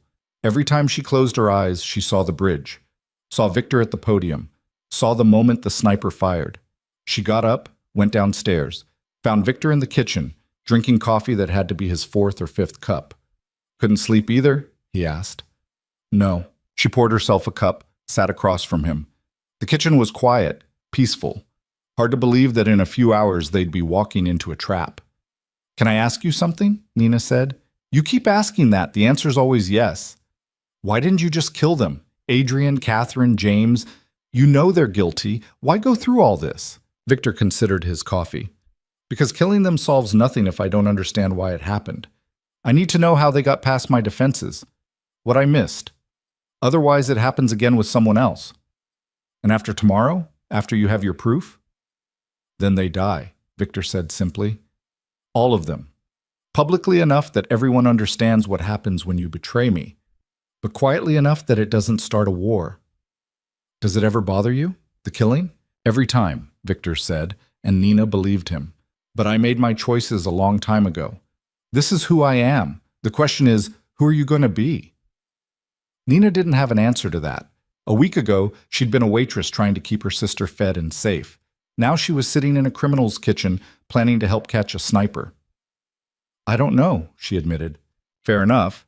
But you'll need to figure it out soon because after tomorrow, this gets real. No more investigation, no more theorizing, just action and consequences." He stood, rinsed his cup in the sink. "Get some rest, Nina. Tomorrow's going to be long." Nina did try to sleep after that. Managed maybe an hour before the alarm woke her at 7. She showered, dressed in clothes Marcus had provided. Dark, practical, easy to move in. When she came downstairs, the house was already buzzing with activity. Victor's people were everywhere, checking equipment, coordinating with teams at the bridge, going over the plan one more time. Marcus pulled Nina aside, handed her a vest. "Body armor," he said. "Put it on under your jacket." "I thought I was staying in the vehicle." "You are, but I don't take chances." Nina put on the vest. It was heavier than she expected, uncomfortable, but she didn't complain. At 10 a.m., they loaded into the vehicles. Victor rode separately, keeping up appearances. He'd arrive at the bridge in his regular car with his regular driver, play everything normal.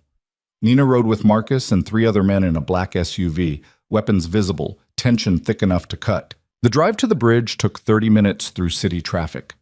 Nina watched the streets roll past, normal people living normal lives, completely unaware that a few miles away, someone was preparing to commit murder. The Meridian Bridge was beautiful, a modern suspension bridge spanning the river with views of the downtown skyline. The expansion had added a pedestrian walkway, green spaces, art installations. The mayor had wanted a big public event to show it off. Victor's presence would lend credibility, show city officials and criminals alike that he was part of the community. It was perfect for an assassination. Marcus's people were already in position when they arrived. Counter snipers on the North Tower and on two nearby buildings, spotters watching every approach, security scanning the crowd that was already gathering for the ceremony. South Tower, third level, east side, Marcus said, pointing. That's where we think Adrian's shooter will set up. Best sightline to the podium, covered position, easy escape route down the maintenance stairs. Nina studied the tower through binoculars. Do we have someone there? 2 men, positioned to intercept. Soon as the shooter reveals himself, they grab him. What if he doesn't reveal himself? What if he sees your counter snipers and aborts? Then we grab him anyway. We've got thermal imaging, motion sensors, the whole setup. He's not getting away. Victor's car pulled up at 11:45. Nina watched him step out, smooth and confident, greeting the mayor like this was just another photo opportunity. She couldn't see any sign of stress, any indication he knew he was walking into a trap. The ceremony started at noon. Speeches from the mayor, from city council members, from various officials. Victor waited his turn, smiling, shaking hands, playing his role perfectly. Nina's eyes were on the South Tower. Marcus had his team's communications on speaker, and she could hear the reports coming in. Target acquired. Male, 30s, black jacket, setting up on the east side. Copy that. Hold position. He's got a rifle, high-powered scope. Definitely our guy. Nina's heart was hammering. This was really happening. Victor stepped up to the podium at 12:17. The crowd applauded. He began speaking, thanking the mayor, praising the bridge project, saying all the right things. On the tower, the sniper was lining up his shot. Team 2, go, Marcus said quietly into his radio. Nina watched through the binoculars as 2 figures appeared behind the sniper. Saw the moment the sniper realized he wasn't alone. Saw him try to turn, to bring his weapon around. And then everything went wrong. The sniper fired, not at Victor, at the men behind him. 2 shots, fast and accurate. Team 2 is down, someone shouted over the radio. Repeat, Team 2 is down. The sniper was moving now, breaking down his rifle with practiced speed, heading for the stairs. All units, intercept. Don't let him reach street level. But Nina wasn't watching the sniper anymore. She was watching the crowd, the way people were moving, the panic starting to spread. And she saw something that made her blood run cold. Adrian Voss standing in the crowd near the podium. His hand was inside his jacket. He was looking directly at Victor. Marcus, Nina said urgently. Adrian's there, in the crowd. He's armed. Marcus's head snapped around. He saw Adrian the same moment Adrian pulled his weapon. Everything happened in seconds. Marcus was already moving, shouting into his radio. Nina saw Victor turn, saw the recognition flash across his face, saw Adrian raise the gun. And Nina ran. She didn't think, didn't plan, just moved, throwing herself out of the SUV, running toward the podium faster than she'd ever run in her life. People were screaming, scattering, but she pushed through them, eyes locked on Adrian. He saw her coming, adjusted his aim, and Nina realized with perfect clarity that she wasn't going to make it in time. But Victor did.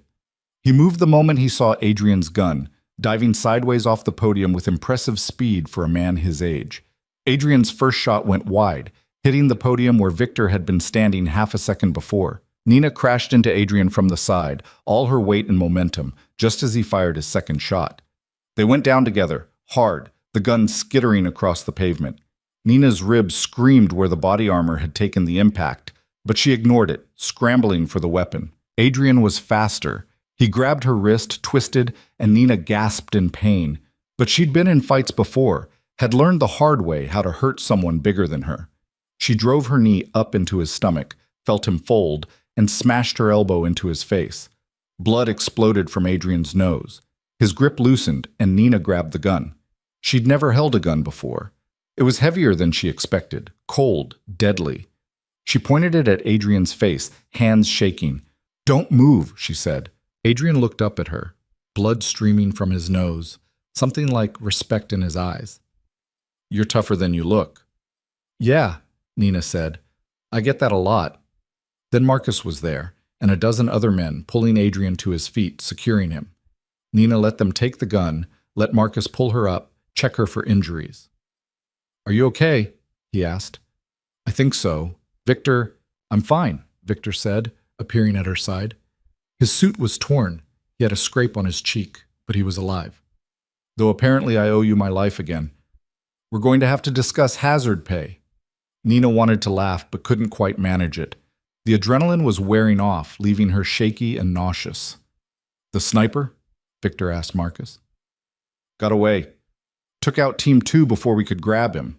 But we've got Adrian, and he's not going anywhere." Victor looked at Adrian, who was being held between two very large men. "No, he's not." Police sirens were approaching, drawn by the gunfire. The mayor was surrounded by security, being hustled away. The crowd was chaos, people running, shouting, recording everything on their phones. "We need to go," Marcus said. "Now, before this turns into a media circus." They moved fast, getting Victor and Nina into the SUV, pulling away before the police arrived in force. Adrian went in a separate vehicle, hooded and restrained, on his way to somewhere Nina suspected wasn't on any official map. In the SUV, Nina sat next to Victor, trying to process what had just happened. She'd run into gunfire, tackled an armed man, held a weapon on another human being. Emma would definitely kill her now. "You shouldn't have done that," Victor said quietly. "Probably not. You could have been shot." "So could you." Victor looked at her, something complicated in his expression. "Why did you do it?" Nina thought about the choice she'd made, running toward danger instead of away from it.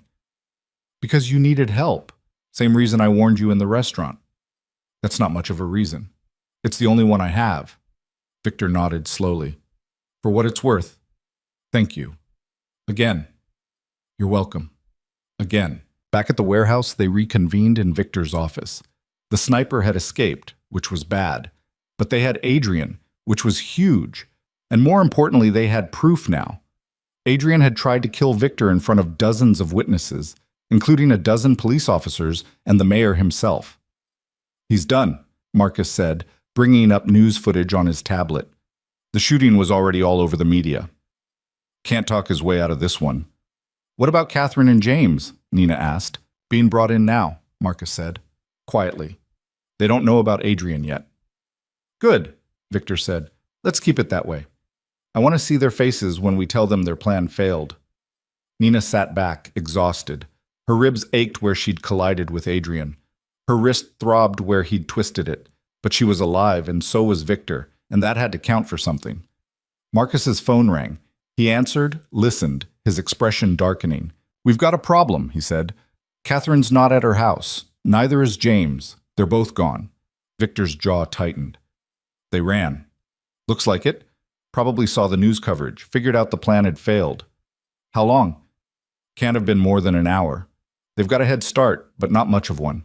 Victor stood, and Nina saw the cold calculation return to his face.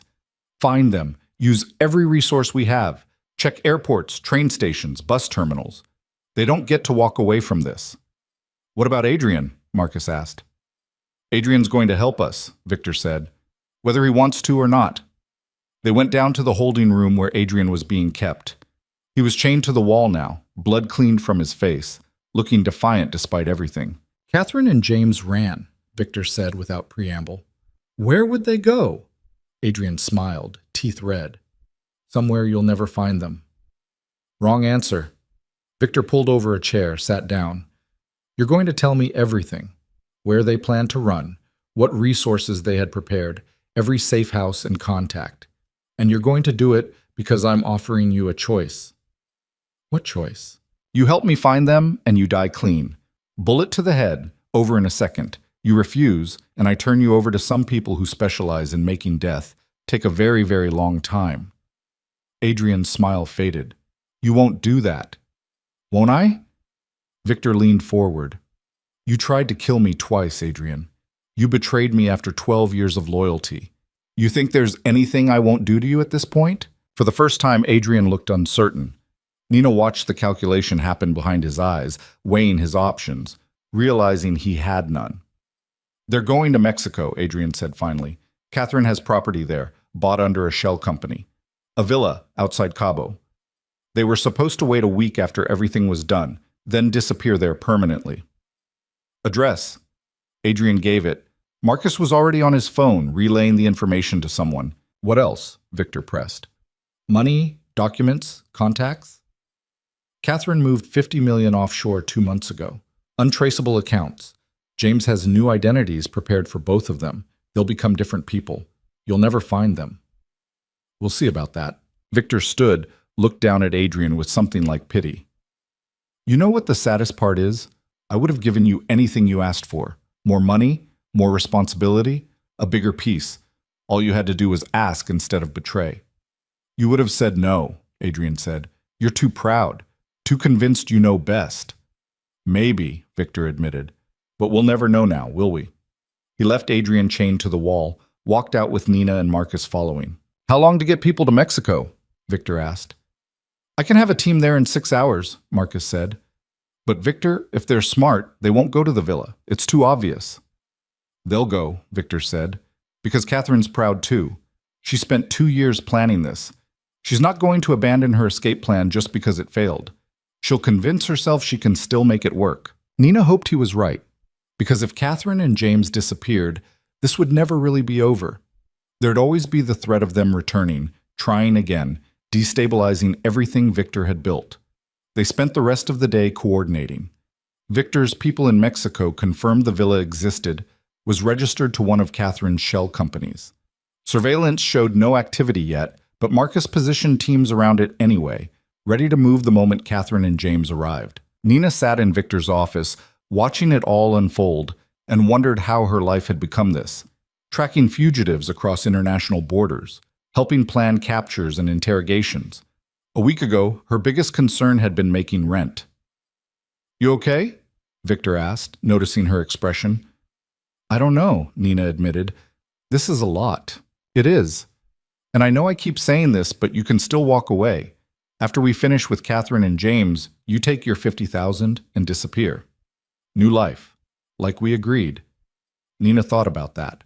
About walking away, going back to normal. Except what was normal now? Could she really go back to serving tables, pretending none of this had happened? Can I ask you something else? She said. Always. What happens to me if I stay? I mean, really stay. Not just until this is over, but after. What would that look like? Victor sat down across from her. That depends on what you want. I could use someone like you. Someone who sees things others miss, who can think 3 steps ahead. You could work for me, officially. Security consulting, threat assessment, whatever title makes you comfortable. Working for a crime lord. Working for someone who pays well and protects his people, Victor corrected. But yes, essentially. It's not a clean life, Nina. It's dangerous, morally complicated, and there's no going back once you're really in. But it's also honest, Nina suggested. In a weird way? I was going to say purposeful. In my world, loyalty means something. Actions have consequences. It's not like the regular world where people lie and cheat and face no repercussions. Here, everything is very real. Nina understood what he meant. There was a clarity to Victor's world. Brutal, yes, but clear. Before she could respond, Marcus burst in. They're at the villa, he said. Catherine and James just arrived. Our team has eyes on them. Victor was on his feet immediately. Tell them to wait for my signal. I want them taken alive if possible. And if not possible? Then make sure there's no evidence left behind. Mexico doesn't need to know this happened. Marcus made the call. Nina watched the operation unfold on the monitors in Victor's office. Satellite feeds showing the villa, thermal imaging showing 2 figures inside. This is it, Victor said quietly. End of the line for them. On the screen, Nina watched Victor's team move into position. 6 men, heavily armed, coordinating with military precision. They breached the villa from 2 sides simultaneously, fast and overwhelming. The whole thing was over in 90 seconds. Catherine and James were secured, bound, being dragged to waiting vehicles. No shots fired. Clean extraction. Got them, Marcus confirmed. En route to the airstrip now. They'll be back here in 8 hours. Victor nodded, but there was no satisfaction in his expression, just weariness. Good. Then we finish this. Nina looked at him. What does finishing it mean? It means a trial, Victor said. My kind of trial. Where everyone involved faces judgment for what they did. And then? And then they pay the price. All of them. Together. The finality in his voice left no room for interpretation. Nina knew what he meant. In 8 hours, Catherine Lyle and James Torrance would be dead, along with Adrian Voss and Richard Kane. A clean sweep. Message sent. and Nina would be there to witness it all. The 8 hours waiting for Catherine and James to arrive felt longer than the entire week before it. Nina tried to rest, tried to eat the food Marcus brought her, but everything tasted like cardboard. Her mind kept circling back to what was coming, what she was about to witness. She'd seen violence before, lived with it for years. But this was different. This was calculated, premeditated. Justice, Victor called it, but Nina wasn't sure that's what it was. Revenge, maybe. Necessity, probably. But justice felt like too clean a word for what was about to happen. Around hour 5, Emma called. Nina almost didn't answer, but guilt won out. "Hey," she said, trying to sound normal. "Don't hey me," Emma said. "You've been all over the news. There was a shooting at the bridge today, and you were there. I saw the footage. Someone who looks exactly like you tackled a guy with a gun." Nina's stomach sank. "Emma, are you insane? Are you actually insane? What are you doing?" "I can't explain right now." "You keep saying that. You keep saying you can't explain, you need me to trust you, everything's fine. But clearly everything's not fine because you're tackling armed men on bridges." Nina closed her eyes. Emma deserved better than this. Deserved honesty, or at least something close to it. "You're right," Nina said. "I'm sorry. I got involved in something complicated and it's almost over and then I'll explain everything. I promise." "When is almost over?" "Tonight. Maybe tomorrow. Soon." Emma was quiet for a moment. "Are you safe right now?" "Yes." "Are you lying to me?" Nina thought about the truth, about the fact that she was sitting in a crime lord's safe house waiting for prisoners to arrive so they could be executed, about how far she'd fallen into this world in just a week. "No," she lied. "I'm safe. I'm with people who are keeping me safe." "Okay," Emma said, but she sounded uncertain. "Nina, whatever this is, just come home after. Please, I don't care what you did or who you're with, just come home." "I will. I love you." "Love you too. Be careful." After Emma hung up, Nina sat with her phone in her hand, staring at the black screen. She could still do what Emma asked, take the 50,000, disappear, go back to being nobody. Victor had offered her that out multiple times. But the truth was, she didn't want to take it. Something had shifted in her over the past week. She'd remembered what it felt like to be useful, to be seen, to matter in a way that went beyond just surviving day to day. Victor found her in the kitchen around hour 7, making coffee she didn't want just to have something to do with her hands. "You're thinking too much," he said. "Probably." He poured himself a cup, leaned against the counter. He looked tired. Actually tired, not just stressed. Nina realized she'd never seen him this way before, without the careful control firmly in place. "Are you okay?" she asked. Victor laughed, but there was no humor in it. 20 years I trusted James. 15 years I trusted Catherine. And 12 years with Adrian. That's 47 years of cumulative loyalty that turned out to be worthless. So no, I'm not okay. "I'm sorry." "Don't be. I'm the one who missed it. I'm the one who let my guard down." He took a long drink of coffee.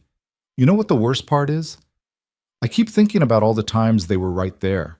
All the opportunities they had to just talk to me, to say they wanted more, wanted different, wanted out. I would have listened." "Would you have?" Victor met her eyes. "I don't know. Maybe not. Maybe they were right to think I wouldn't change. But they didn't even try. They went straight to betrayal." Nina understood that hurt. The feeling of not even being given a chance to do better. "What happens after tonight?" she asked. "After they're gone? What changes?" "Everything," Victor said. "I'll have to rebuild my inner circle from scratch. Find people I can trust, which feels impossible right now. Restructure the organization so this can't happen again. You could just walk away. Retire. You have enough money." "I have enough money, yes. But this isn't about money. It never was." Victor set down his cup. "This is about building something that lasts, something with rules and structure and meaning.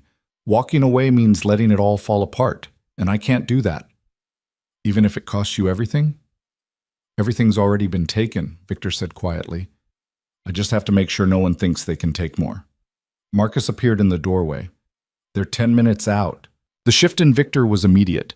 The weariness vanished, replaced by cold focus. He straightened, rolled his shoulders, and when he looked at Marcus, he was all business again. "Prep the room. I want all 4 of them together. Let them see each other. Let them understand what unified betrayal gets them. Already done, Marcus said. Nina, you sure you want to be there for this? Nina wasn't sure, but she nodded anyway. Yes, then stay close to me. Don't interfere no matter what happens. They went down to the warehouse level, to a section Nina hadn't seen before. The room was larger than the one they'd kept Kane in, with 4 chairs arranged in a line, all facing a single chair across from them. Industrial lighting hung overhead, casting harsh shadows. Adrian was brought in first, still bloody from his capture at the bridge. Then Kane, looking like he'd aged 10 years in the past 24 hours. They were chained to their chairs, wrists and ankles secured. Then Catherine and James arrived, dragged in by Victor's men. Catherine looked furious, fighting against her restraints. James looked resigned, like he'd known this was coming. They were positioned in the chairs, locked down. The 4 of them, side by side, staring at Victor as he entered the room. The silence was absolute. Victor walked slowly in front of them, studying each face. Nina stayed by the wall with Marcus, watching. I want to understand, Victor said finally. Before we end this, I want to understand why. What did I do that made all of you think betrayal was the only answer? No one spoke. James, Victor said. You first. 20 years. What changed? James looked at him steadily. You did. You got comfortable, Victor. Stopped adapting. Started making decisions based on sentiment instead of strategy. I watched you turn down profitable opportunities because they didn't align with your principles, whatever those are. You had the chance to become truly powerful, and you chose to stay small. Small, Victor repeated. I control half this city. And you could have controlled all of it, James said, with the right moves. But you cared too much about how it looked, about maintaining appearances, about being the good criminal. He laughed, bitter. There's no such thing, Victor. You're either all in or you're playing pretend. You chose pretend. Victor absorbed that, turned to Catherine. And you? What's your reason? Catherine's fury had cooled into something harder. I built your legitimate empire, every successful business, every clean transaction, every respectable partnership. I did that. And what did I get? A salary. A pat on the head. While you kept all the power, all the final decisions, I was good enough to do the work, but not good enough to have a real voice. You had a voice, Victor said. I listened to you. No, you humored me. There's a difference. Every time I suggested we expand, restructure, modernize, you found reasons to say no. You were content with what we had. I wasn't. Victor looked at Adrian. Let me guess. You thought you could do better? I know I could have done better, Adrian said. Your security is a joke, Victor. It's built on loyalty and trust, which are the weakest foundations in this business. Real security is built on fear and systems, but you never let me implement real protocols because you didn't want to alienate the people. Well, your people almost got you killed. They did get me almost killed, Victor corrected. You and your incompetent attack at the restaurant. That wasn't incompetence, Adrian shot back. That was bad luck. If the waitress hadn't noticed... He stopped, glancing at Nina. Victor smiled. Ah, yes, if Nina hadn't noticed. But she did, because unlike all of you, she actually paid attention. He turned to Kane. And you? What's your excuse? I needed the money, Kane said flatly. No grand philosophy, no wounded pride. Just $3 million in debts that were going to get me killed. James offered me a way out. I took it. Honest, at least, Victor said. He walked back to his chair, sat down facing them. So let me see if I understand. James thinks I'm not ambitious enough. Catherine thinks I don't respect her. Adrian thinks my security is too soft. And Kane needed money. Those are your reasons for trying to kill me and take everything I've built. When you say it like that, it sounds petty, Catherine said. Because it is petty, Victor replied. James, you could have left any time, started your own operation, taken your knowledge and connections and built something new. Catherine, same. You had options. You chose betrayal instead. We chose efficiency, James said. Why start from scratch when we could take what already existed? Because that's how this works, Victor said, and for the first time Nina heard real anger in his voice. You build your own. You earn it. You don't steal from the people who trusted you. Trust is for fools, James said. Then I'm a fool, Victor agreed. But I'm a fool who's still alive, still in power, while you four are chained to chairs waiting to die. So maybe trust isn't as weak as you think. He stood. I'm going to give you all one chance. One. Tell me who else is involved. Anyone I haven't found yet, anyone who helped you, anyone who knew. You give me names, and I make this quick. You stay silent, and Marcus gets creative. Nina saw Marcus's expression, saw the promise there. She didn't want to know what creative meant. There's no one else, Catherine said. Just us four. We kept it tight, specifically to avoid leaks. The sniper, Victor said. The one who got away. Who is he? Freelancer, Adrian said. Hired through encrypted channels. I never met him in person. Don't even know his real name. Victor looked at Marcus. True? We traced the communications, Marcus confirmed. Goes through too many proxy servers to follow. Could be true. So he's out there. Somewhere. Knowing he failed. Victor looked back at Adrian. That bother you? That you hired someone incompetent? He wasn't incompetent, Adrian said. He took out your counter snipers. If I hadn't panicked, if I'd stuck to the plan and waited, he might have gotten you on the second attempt. But you did panic. And now you're here. Victor paced in front of them, and Nina could see him thinking, processing. Then he stopped. Here's what's going to happen, he said. You're all going to die tonight. That's not negotiable. But you get to choose how much you suffer first. Answer my questions completely and honestly, and it's quick. Lie to me, and Marcus makes it last days. What questions? James asked. Everything, every detail of your plan, every contingency you prepared, every asset you moved, every person you talked to. I want to know exactly how close you came to winning and exactly what I need to fix to make sure it never happens again. And if we refuse? Catherine asked. Then you die screaming, Victor said simply. Your choice. The interrogation lasted 3 hours. Victor was methodical, patient, pulling information piece by piece. Nina watched the four of them break in different ways. Kane broke first, spilling everything he knew. Adrian lasted longer, but eventually cracked when Marcus started describing what would happen if he didn't cooperate. Catherine held out the longest, defiant until Victor mentioned that her daughter, a daughter Nina hadn't known existed, might be interested to know what her mother had been doing. That broke her.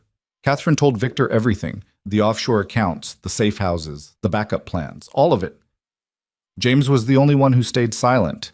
He just sat there, watching Victor with something like contempt. Nothing, Victor asked finally. After 20 years, you have nothing to say?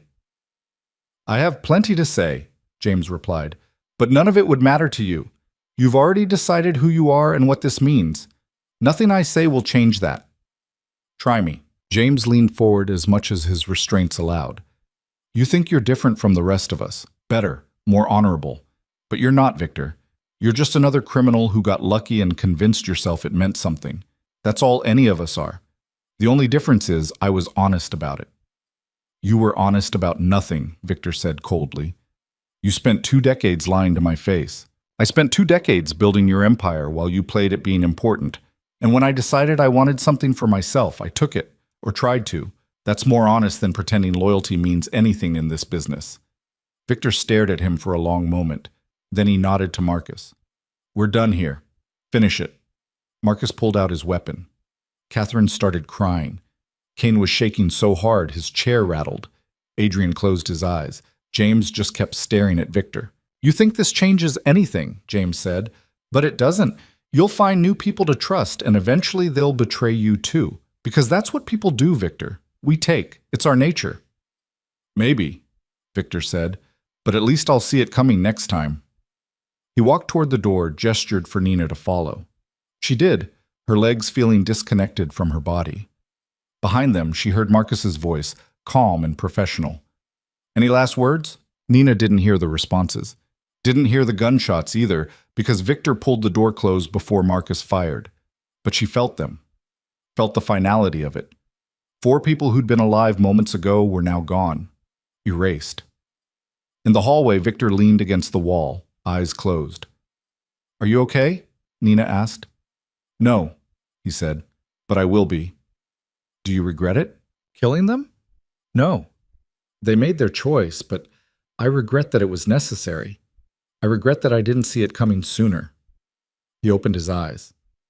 I regret that in this world, trust always ends badly. Nina didn't have an answer for that. She was trying to process what she'd just witnessed, trying to figure out how she felt about it. Horrified seemed like the right reaction, but mostly she just felt numb. Marcus emerged from the room, weapon holstered. "It's done. Clean. Quick." "Disposal?" Victor asked. "Already handled. They'll be gone by morning. No trace." Victor nodded. "Good. Thank you, Marcus."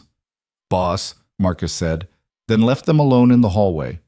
Nina and Victor stood there in silence.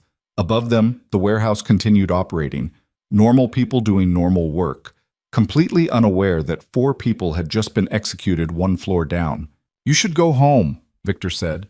"See your sister. Sleep in your own bed. Take a few days to think about what you want." "What about the 50,000? "Already in your account. I had Marcus transfer it this morning." Nina checked her phone.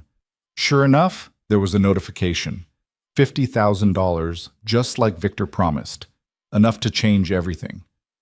"And if I want to come back?" she asked. Victor looked at her carefully. "Then you come back." "But Nina, be very sure. What you saw tonight, that's the reality of this world. It doesn't get cleaner. It doesn't get easier. If anything, it gets worse." "I know." "Do you? Because you've had a hell of a week and you're running on adrenaline and shock. Go home. Process this. And then decide." He was right. Nina knew he was right.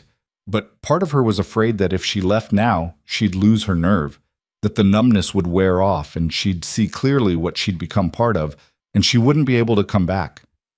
"Okay," she said. "I'll go home. But Victor, thank you for keeping Emma safe, for keeping me safe." "You kept me safe first," Victor reminded her. "We're even." Marcus drove her home. The sun was rising as they pulled up to her apartment building, painting the sky in shades of pink and gold. Nina looked up at her window, 3rd floor, corner unit, and tried to remember the person who'd lived there a week ago, that Nina felt like a stranger now. "You need anything, you call," Marcus said, handing her a card with a phone number. "Doesn't matter what time, you call, we answer." "Thank you." Inside, the apartment was exactly as she'd left it. Emma's backpack by the door, dishes in the sink, the normal chaos of their life together. Emma was asleep in the bedroom they shared, curled up under blankets, headphones still on. Nina stood in the doorway watching her sister sleep. Emma looked so young like this. Still a kid, really, despite the attitude and the independence. Nina had spent 6 years protecting her, keeping her safe from everything their childhood had thrown at them. And now Nina had $50,000 in her bank account because she'd helped a crime lord hunt down traitors. She sat on the edge of Emma's bed, gently pulled off the headphones. Emma stirred, blinked awake.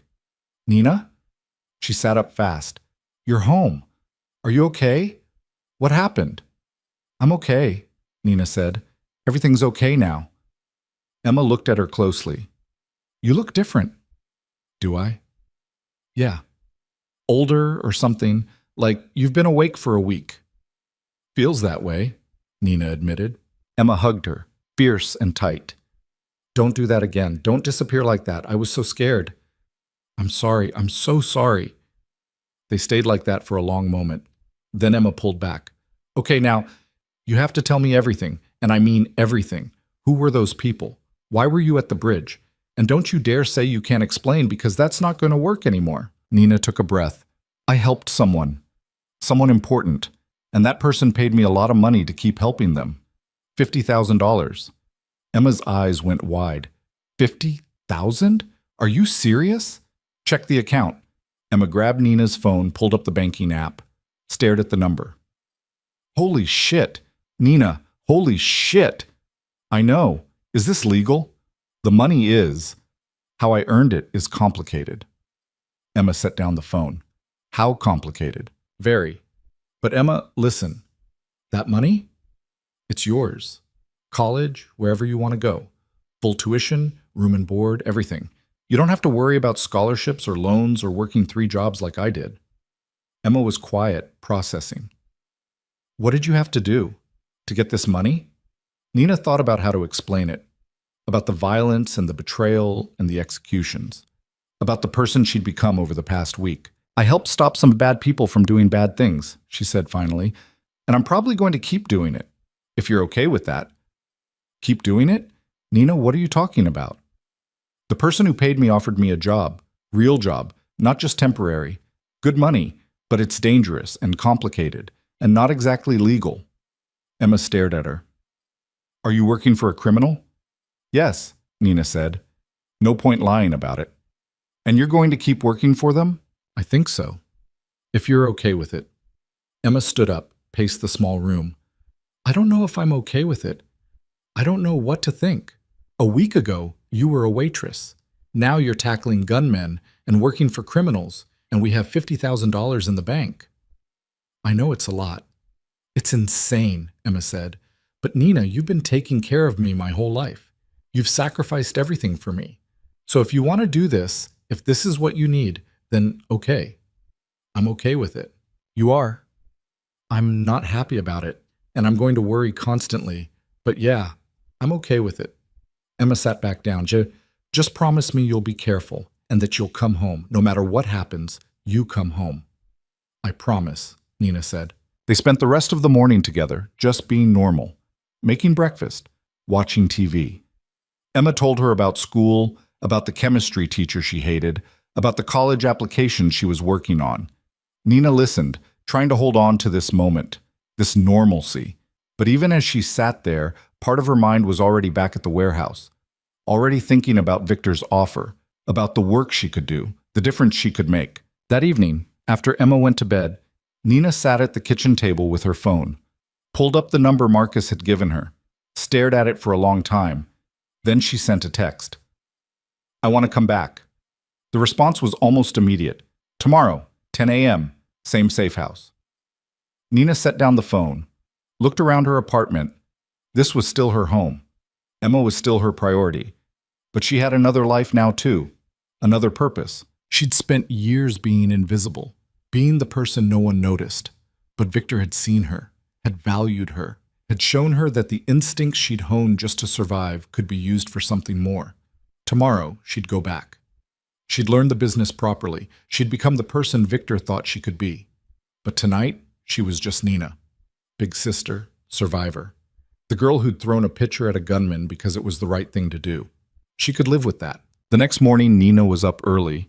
She left Emma a note saying she'd be home for dinner, grabbed the clothes Marcus had bought her, and caught a cab to the safe house. Victor was waiting in his office, looking more rested than the last time she'd seen him. Marcus was there too, along with two other people Nina didn't recognize. Nina, Victor said, smiling. You came back. I said I would. I know, but I wasn't sure you meant it. He gestured to the others. This is Sarah Chen, my new head of security, and Thomas Reeves, who will be handling business operations. You've met Marcus. The four of you will be my inner circle going forward. Nina shook hands with Sarah and Thomas. Sarah was in her 40s, former military, if Nina had to guess. Thomas was younger, maybe 30, with the careful eyes of someone who'd survived by being smart. Welcome to the team, Sarah said. Victor's told us about you. Impressive work at the bridge. I just reacted, Nina said. That's what makes it impressive. Most people freeze. You moved. They spent the next hour going over the new structure. Victor had restructured everything, breaking up responsibilities so no one person had too much power. Sarah handled security. Thomas handled legitimate business. Marcus coordinated between them and handled enforcement. And Nina would do what she did best. Observe, analyze, find the patterns no one else saw. We're calling you our threat assessment specialist, Victor said. Officially, which means you look at everything we do and tell me where the weaknesses are, where someone could exploit us, where we're vulnerable. That's a lot of responsibility, Nina said. You can handle it. You've already proven that. Over the following weeks, Nina learned the business. The real business, not just the crisis management she'd been doing. She learned about the legitimate operations, the gray areas, and yes, the illegal parts too.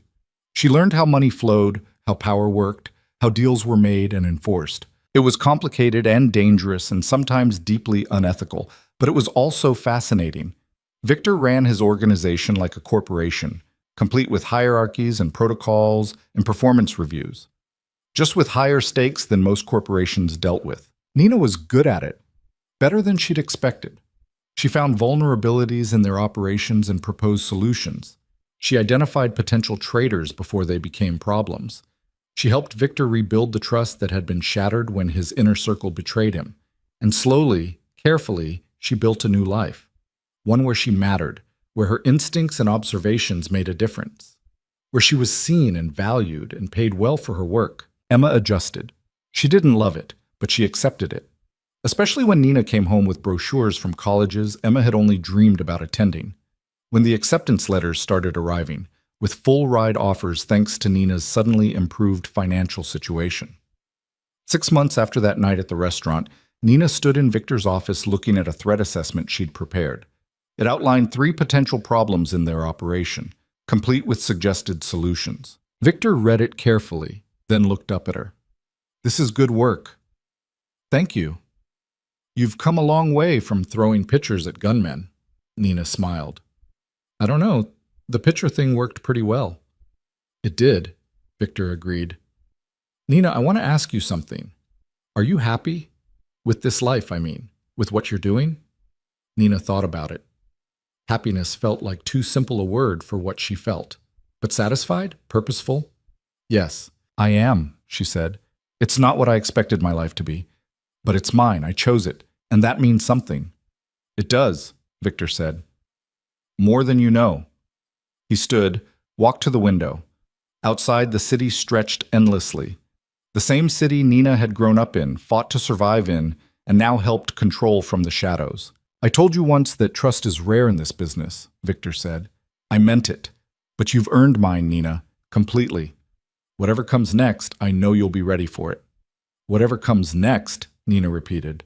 "That sounds ominous." "It's just realistic. There's always something next, someone who thinks they can do better, some new threat, some new challenge. That's the life we chose." "Then I guess we'd better be ready," Nina said. Victor turned back to her, and there was something in his expression Nina had never seen before. Pride, maybe? Or respect? Or just recognition that she was no longer the scared waitress who'd written a warning on a straw wrapper. She was someone else now, someone stronger, someone dangerous in her own right, and she was exactly where she was supposed to be. The following months brought challenges, as Victor had predicted. Rival organizations testing their strength, internal disputes that needed resolution, constant vigilance to prevent another betrayal from taking root. But Nina was ready for all of it. She'd learned from the best, after all, and she'd survived too much to be taken down by anything less than extraordinary. Sometimes late at night when she couldn't sleep, she'd think about that moment in the restaurant, the split second when she'd decided to write that warning instead of walking away. How different her life would be if she'd made a different choice. But she never regretted it, not once, because that choice had led her here, to purpose, to power, to a place where she finally mattered, and that was worth every risk she'd taken to get there. The 9th month marked a turning point Nina hadn't anticipated. She was reviewing security footage from one of Victor's downtown properties when she noticed something that made her pause the video and rewind. A man in the lobby, waiting. Nothing obviously suspicious. He sat, checked his phone, looked around casually, but his eyes kept returning to the elevator banks in a pattern that felt deliberate. She ran facial recognition. Nothing came back. The man was a ghost in their system, which meant either he was nobody or he was very good at being nobody. Nina had learned to be suspicious of ghosts. She called Marcus. "I need you to look at something." 20 minutes later, they were both staring at the footage. "Could be nothing," Marcus said. "Could be someone waiting for an appointment." "For 43 minutes? Without checking in at the desk?" Marcus rewound the footage. "You're right. That's wrong. I'll put eyes on the building, see if he comes back." He did come back. 3 times over the next week. Always different times of day. Always the same pattern. Watching, learning. Nina brought it to Victor during their weekly briefing. "We have a problem. Someone's casing the Meridian building." Victor looked at the compiled footage she'd prepared. "You think it's another attempt?" "I think someone's preparing for something. Whether it's another attempt on you or just intelligence gathering, I don't know. But we need to find out who he is." "Grab him," Victor said. "Next time he shows up, bring him in. Carefully. I want to know who sent him." The man appeared again 2 days later. This time, Marcus's team was ready. They took him in the parking garage, quick and quiet, before he knew what was happening. By the time Nina arrived at the warehouse, he was already secured in the interrogation room. He was younger than he'd looked on camera, maybe 25, scared but trying to hide it. Nina watched through the one-way glass as Victor entered the room. "What's your name?" Victor asked. The man said nothing. "I can find out anyway. This just determines how much you suffer first." "Michael," the man said finally. "Michael Torres." "Who sent you, Michael Torres?" "Nobody sent me. I was just—" Victor held up a hand. "Don't. We've been watching you for 2 weeks. We know you've been casing my building. We know you're working for someone. So let's skip the part where you lie badly and get to the part where you tell me what I want to know." Michael's jaw tightened. "You killed my brother, Kyle Brennan." The name hit Nina like a physical blow. Kyle. The young man they'd interrogated after the restaurant attack. The one who'd given up Adrian's name. The one Victor had promised would die quickly if he cooperated. "Your brother tried to kill me," Victor said. "He made a choice. He paid the price." "He was stupid," Michael said. "He was desperate and stupid, and Adrian Voss took advantage of that. But you didn't have to kill him. You could have let him go. He told you everything." "I could have," Victor agreed, "but I didn't. And now you're here for revenge. Is that it?" "I'm here to understand why," Michael said. "Why my brother had to die. Why you get to decide who lives and who doesn't. Why people like you get away with everything while people like Kyle get buried in unmarked graves." Nina felt something twist in her chest. She remembered Kyle in that interrogation room, scared and young and realizing too late what he'd gotten into. She'd felt bad for him then. She felt worse now, looking at his brother. "Marcus," she said quietly, "don't kill him." Marcus looked at her. "That's not your call." "I know, but I'm asking anyway." In the interrogation room, Victor was studying Michael. "You came here unarmed, no weapon, no plan. You weren't going to kill me. You were just going to watch." "I wanted to see you," Michael said. "The man who killed my brother. I wanted to understand what makes you think you're better than him." "I don't think I'm better than him," Victor said. "I think I'm more powerful. There's a difference." "Is there?" Victor stood. "Your brother made a choice to attack me. He knew the risks, just like you made a choice to come here. The question is, what happens next?" He walked to the door, gestured to Marcus. They stepped out into the hallway where Nina was waiting. "He's not a threat," Nina said immediately. "He's grieving. He came here to understand, not to attack." "He's a liability," Marcus said. "He knows our faces, knows this location. We can't just let him walk." "We can," Nina insisted. "We let him go with a warning. We show him that we're not monsters, that we can choose mercy." Victor looked at her carefully. "Why does this matter to you?" "Because Kyle mattered to me," Nina said. "I sat across from him. I saw how scared he was. And we killed him anyway because that's what we do. But we don't have to keep doing it. We don't have to kill every person who crosses our path. In this business, we're supposed to be better than our enemies," Nina interrupted. "You said it yourself. You're not cruel because you're scared. You're fair. You keep your word, so keep it now." Kyle cooperated. "We gave him a quick death. That was the deal. Michael didn't make any deal. He didn't attack us. He's just a kid trying to understand why his brother's dead." Victor was quiet for a long moment. "If we let him go and he comes back with police, with media, with any kind of trouble, then we deal with it," Nina said. "But I don't think he will. I think he came here looking for a monster and found a human being instead. That might actually mean something." Marcus shook his head. "This is a mistake." "Maybe," Victor said, "but it's my mistake to make." He looked at Nina. "All right, we let him go. But you talk to him first. Make him understand what happens if he makes this a problem."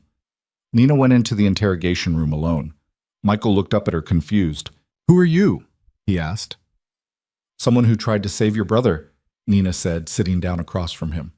"I'm the one who convinced Victor to make the interrogation quick, to not torture Kyle for information. I wanted you to know that." Michael's expression cracked slightly. "They told me he disappeared, that they found his car abandoned but no body. I knew what that meant. I just didn't know who was responsible until I started asking questions." "How did you find us?" "Adrian Voss's name came up. I tracked his connections, followed the money, eventually found this place." Michael looked around the room. "Is this where it happened, where my brother died?" "No," Nina said. "Different room, but yes, Here. Did he suffer? Nina thought about lying, decided against it. No, it was fast. Victor kept his word about that. His word, Michael laughed bitterly. Like that means something. It does. In this world, it's one of the few things that means anything. Nina leaned forward. Michael, I understand you're angry. I understand you want someone to blame. But coming here, trying to understand, that's not going to bring Kyle back. It's just going to get you killed, too. Maybe that's fine, Michael said. Maybe I don't care anymore. Yes, you do. If you didn't care, you would have come with a gun. You would have tried to kill Victor instead of just watching him. You're here because you want to live. You want to understand so you can figure out how to keep living with what happened. Michael's eyes filled with tears. He was my only family. Our parents died when we were kids. It was just us. And now it's just me. Nina understood that feeling. The weight of being the one left behind, the responsibility, the loneliness. I'm going to let you go, she said. Against my colleagues' advice, against every rule of this business. I'm going to let you walk out of here, but you need to understand something. If you go to the police, if you talk to anyone about this, if you come back here again, there won't be a second chance. Do you understand? Michael wiped his eyes. Why would you let me go? Because your brother's death is on me too, Nina said.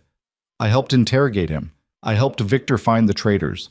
And because I think you deserve a chance to have a different life than Kyle did. But you have to take it. You have to walk away and stay away. What if I can't? Then you'll die, Nina said simply. And that won't honor your brother's memory. That'll just be another waste. She stood, walked to the door, stopped. For what it's worth, I am sorry. About Kyle. About all of it. Marcus was waiting outside with 2 men. Take him 10 miles from here and drop him off. Give him $500 cash and a burner phone. If he calls within 48 hours, we answer. After that, we're done. The men led Michael away. Marcus looked at Nina. You're getting soft, he said. Maybe. Or maybe I'm remembering that we're supposed to be human beings. Human beings in our business don't last long. Then maybe we need to change the business, Nina said. She went to find Victor. He was in his office reviewing documents, but he looked up when she entered. Is it done? He asked. He's gone. We'll see if he comes back. And if he does? Then you were right and I was wrong. But I don't think he will. Victor set down his papers. Nina, you're one of the best people I have. Your instincts are sharp. Your analysis is always thorough. But you need to understand something. Mercy is expensive in this world. Every person we let go is a potential problem later. I know, but the alternative is we kill everyone who crosses us, and eventually we become the monsters everyone thinks we are. We already are monsters, Victor said. We just choose how obvious we want to be about it. Nina shook her head. I don't believe that. I've seen you be generous. I've seen you help people. You funded that community center in Fletcher Heights. You paid for Marcus's sister's medical bills. You're not just a monster. Those are calculated moves, Victor said. Goodwill in the community. Loyalty from my people. Maybe. Or maybe they're signs that you actually care. That you're capable of more than just survival. Victor smiled slightly. You sound like you're trying to save my soul. I'm trying to save both of ours, Nina said. Over the following weeks, Nina thought about Michael often. Wondered if he'd taken her advice, if he'd moved on, if he was building a life somewhere far from this world. She'd given him a chance. That had to mean something. The organization stabilized. Sarah's new security protocols were working, airtight systems that didn't rely on blind trust. Thomas's business operations were profitable, expanding Victor's legitimate empire.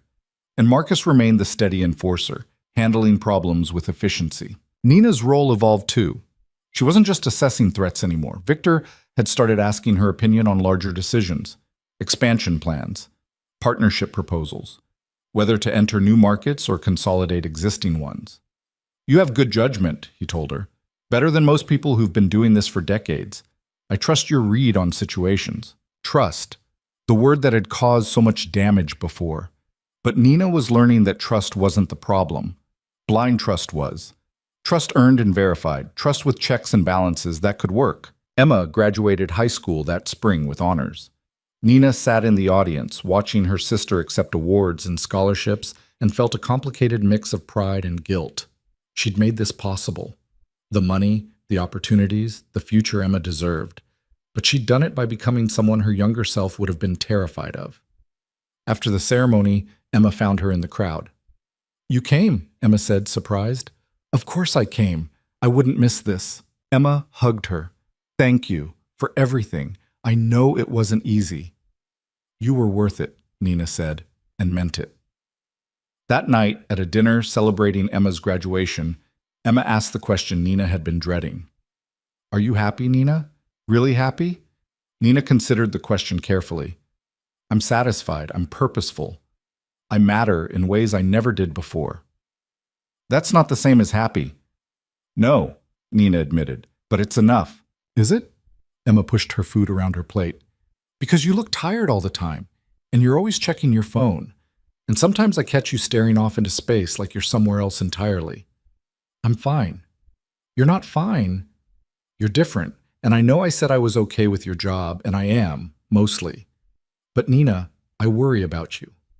I worry that one day you won't come home." Nina reached across the table, took Emma's hand. "I'll always come home, no matter what." "Promise?" "Promise." But even as she said it, Nina knew it was a promise she might not be able to keep. Every day in Victor's world carried risk. Every decision could be the wrong one. Every enemy could be the one who finally got lucky. The test came 3 months later. Nina was reviewing intelligence reports when she found it. A pattern she'd almost missed. Money moving through shell companies that connected to a name she recognized. Michael Torres.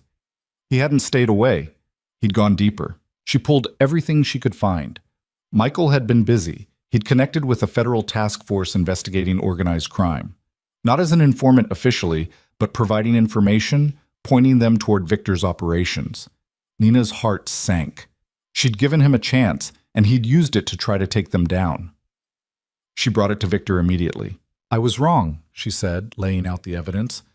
"Michael Torres, he's been feeding information to the feds. I should have listened to Marcus."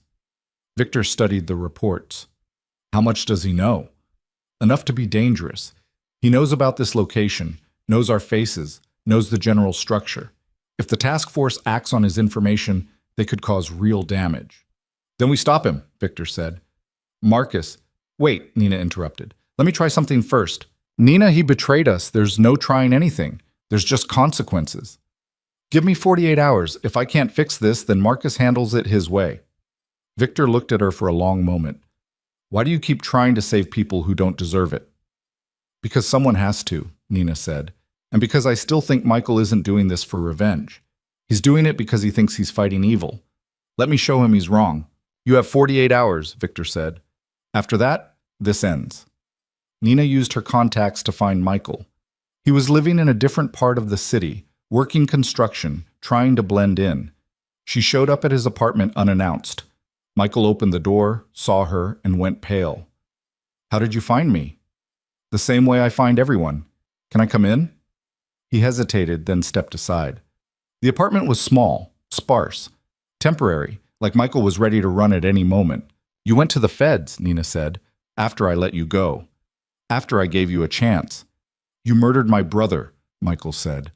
"What did you expect?" "I expected you to value your life enough to stay away. But you didn't. You went looking for revenge, and now you've put yourself in danger again." "I'm not afraid of you." "You should be," Nina said, "but that's not why I'm here. I'm here to make you understand something. You think you're fighting evil by helping the task force. You think taking down Victor Hale will make the city better, but you're wrong." "How am I wrong? He kills people. He breaks the law. He's a criminal." "He's all those things," Nina agreed. "But he's also the reason 3 community centers stay funded when the city won't pay for them. He's the reason certain neighborhoods don't descend into complete chaos. He's the reason people like Marcus's sister get medical care they can't afford. Victor's not a hero, Michael, but he's not a simple villain either." "That doesn't justify murder." "No, it doesn't. But here's what you need to understand. If you help the feds take down Victor, someone else will fill that power vacuum. Someone worse. Someone who doesn't care about community centers or medical bills. Someone who rules through fear instead of calculated fairness. Is that what you want?" Michael sat down heavily. "I just wanted justice for Kyle. Kyle was part of an assassination attempt. He knew what he was doing, and yes, he died for it, and that's tragic. But justice doesn't bring him back. It just creates more bodies. So I should do nothing? Just let you all keep operating? You should live, Nina said. Build something. Be something your brother couldn't be. That's real justice. That's actually honoring his memory. The task force hasn't acted on your information yet because they don't trust you enough. You're a random civilian making wild claims. But if you keep pushing, eventually they'll verify enough to move. And when they do, Victor will know it came from you, and I won't be able to save you a second time. Michael put his head in his hands. I don't know what to do. Nina pulled out an envelope, set it on the table. There's $20,000 in there, enough to start over somewhere else, somewhere far from here. You take it, you leave, and you never come back. You ghost the task force, you disappear. And if I don't, then Marcus comes for you, and he won't be as nice as I am. This is a bribe. No, Nina said. This is me giving you the same chance I gave you before, the chance to live.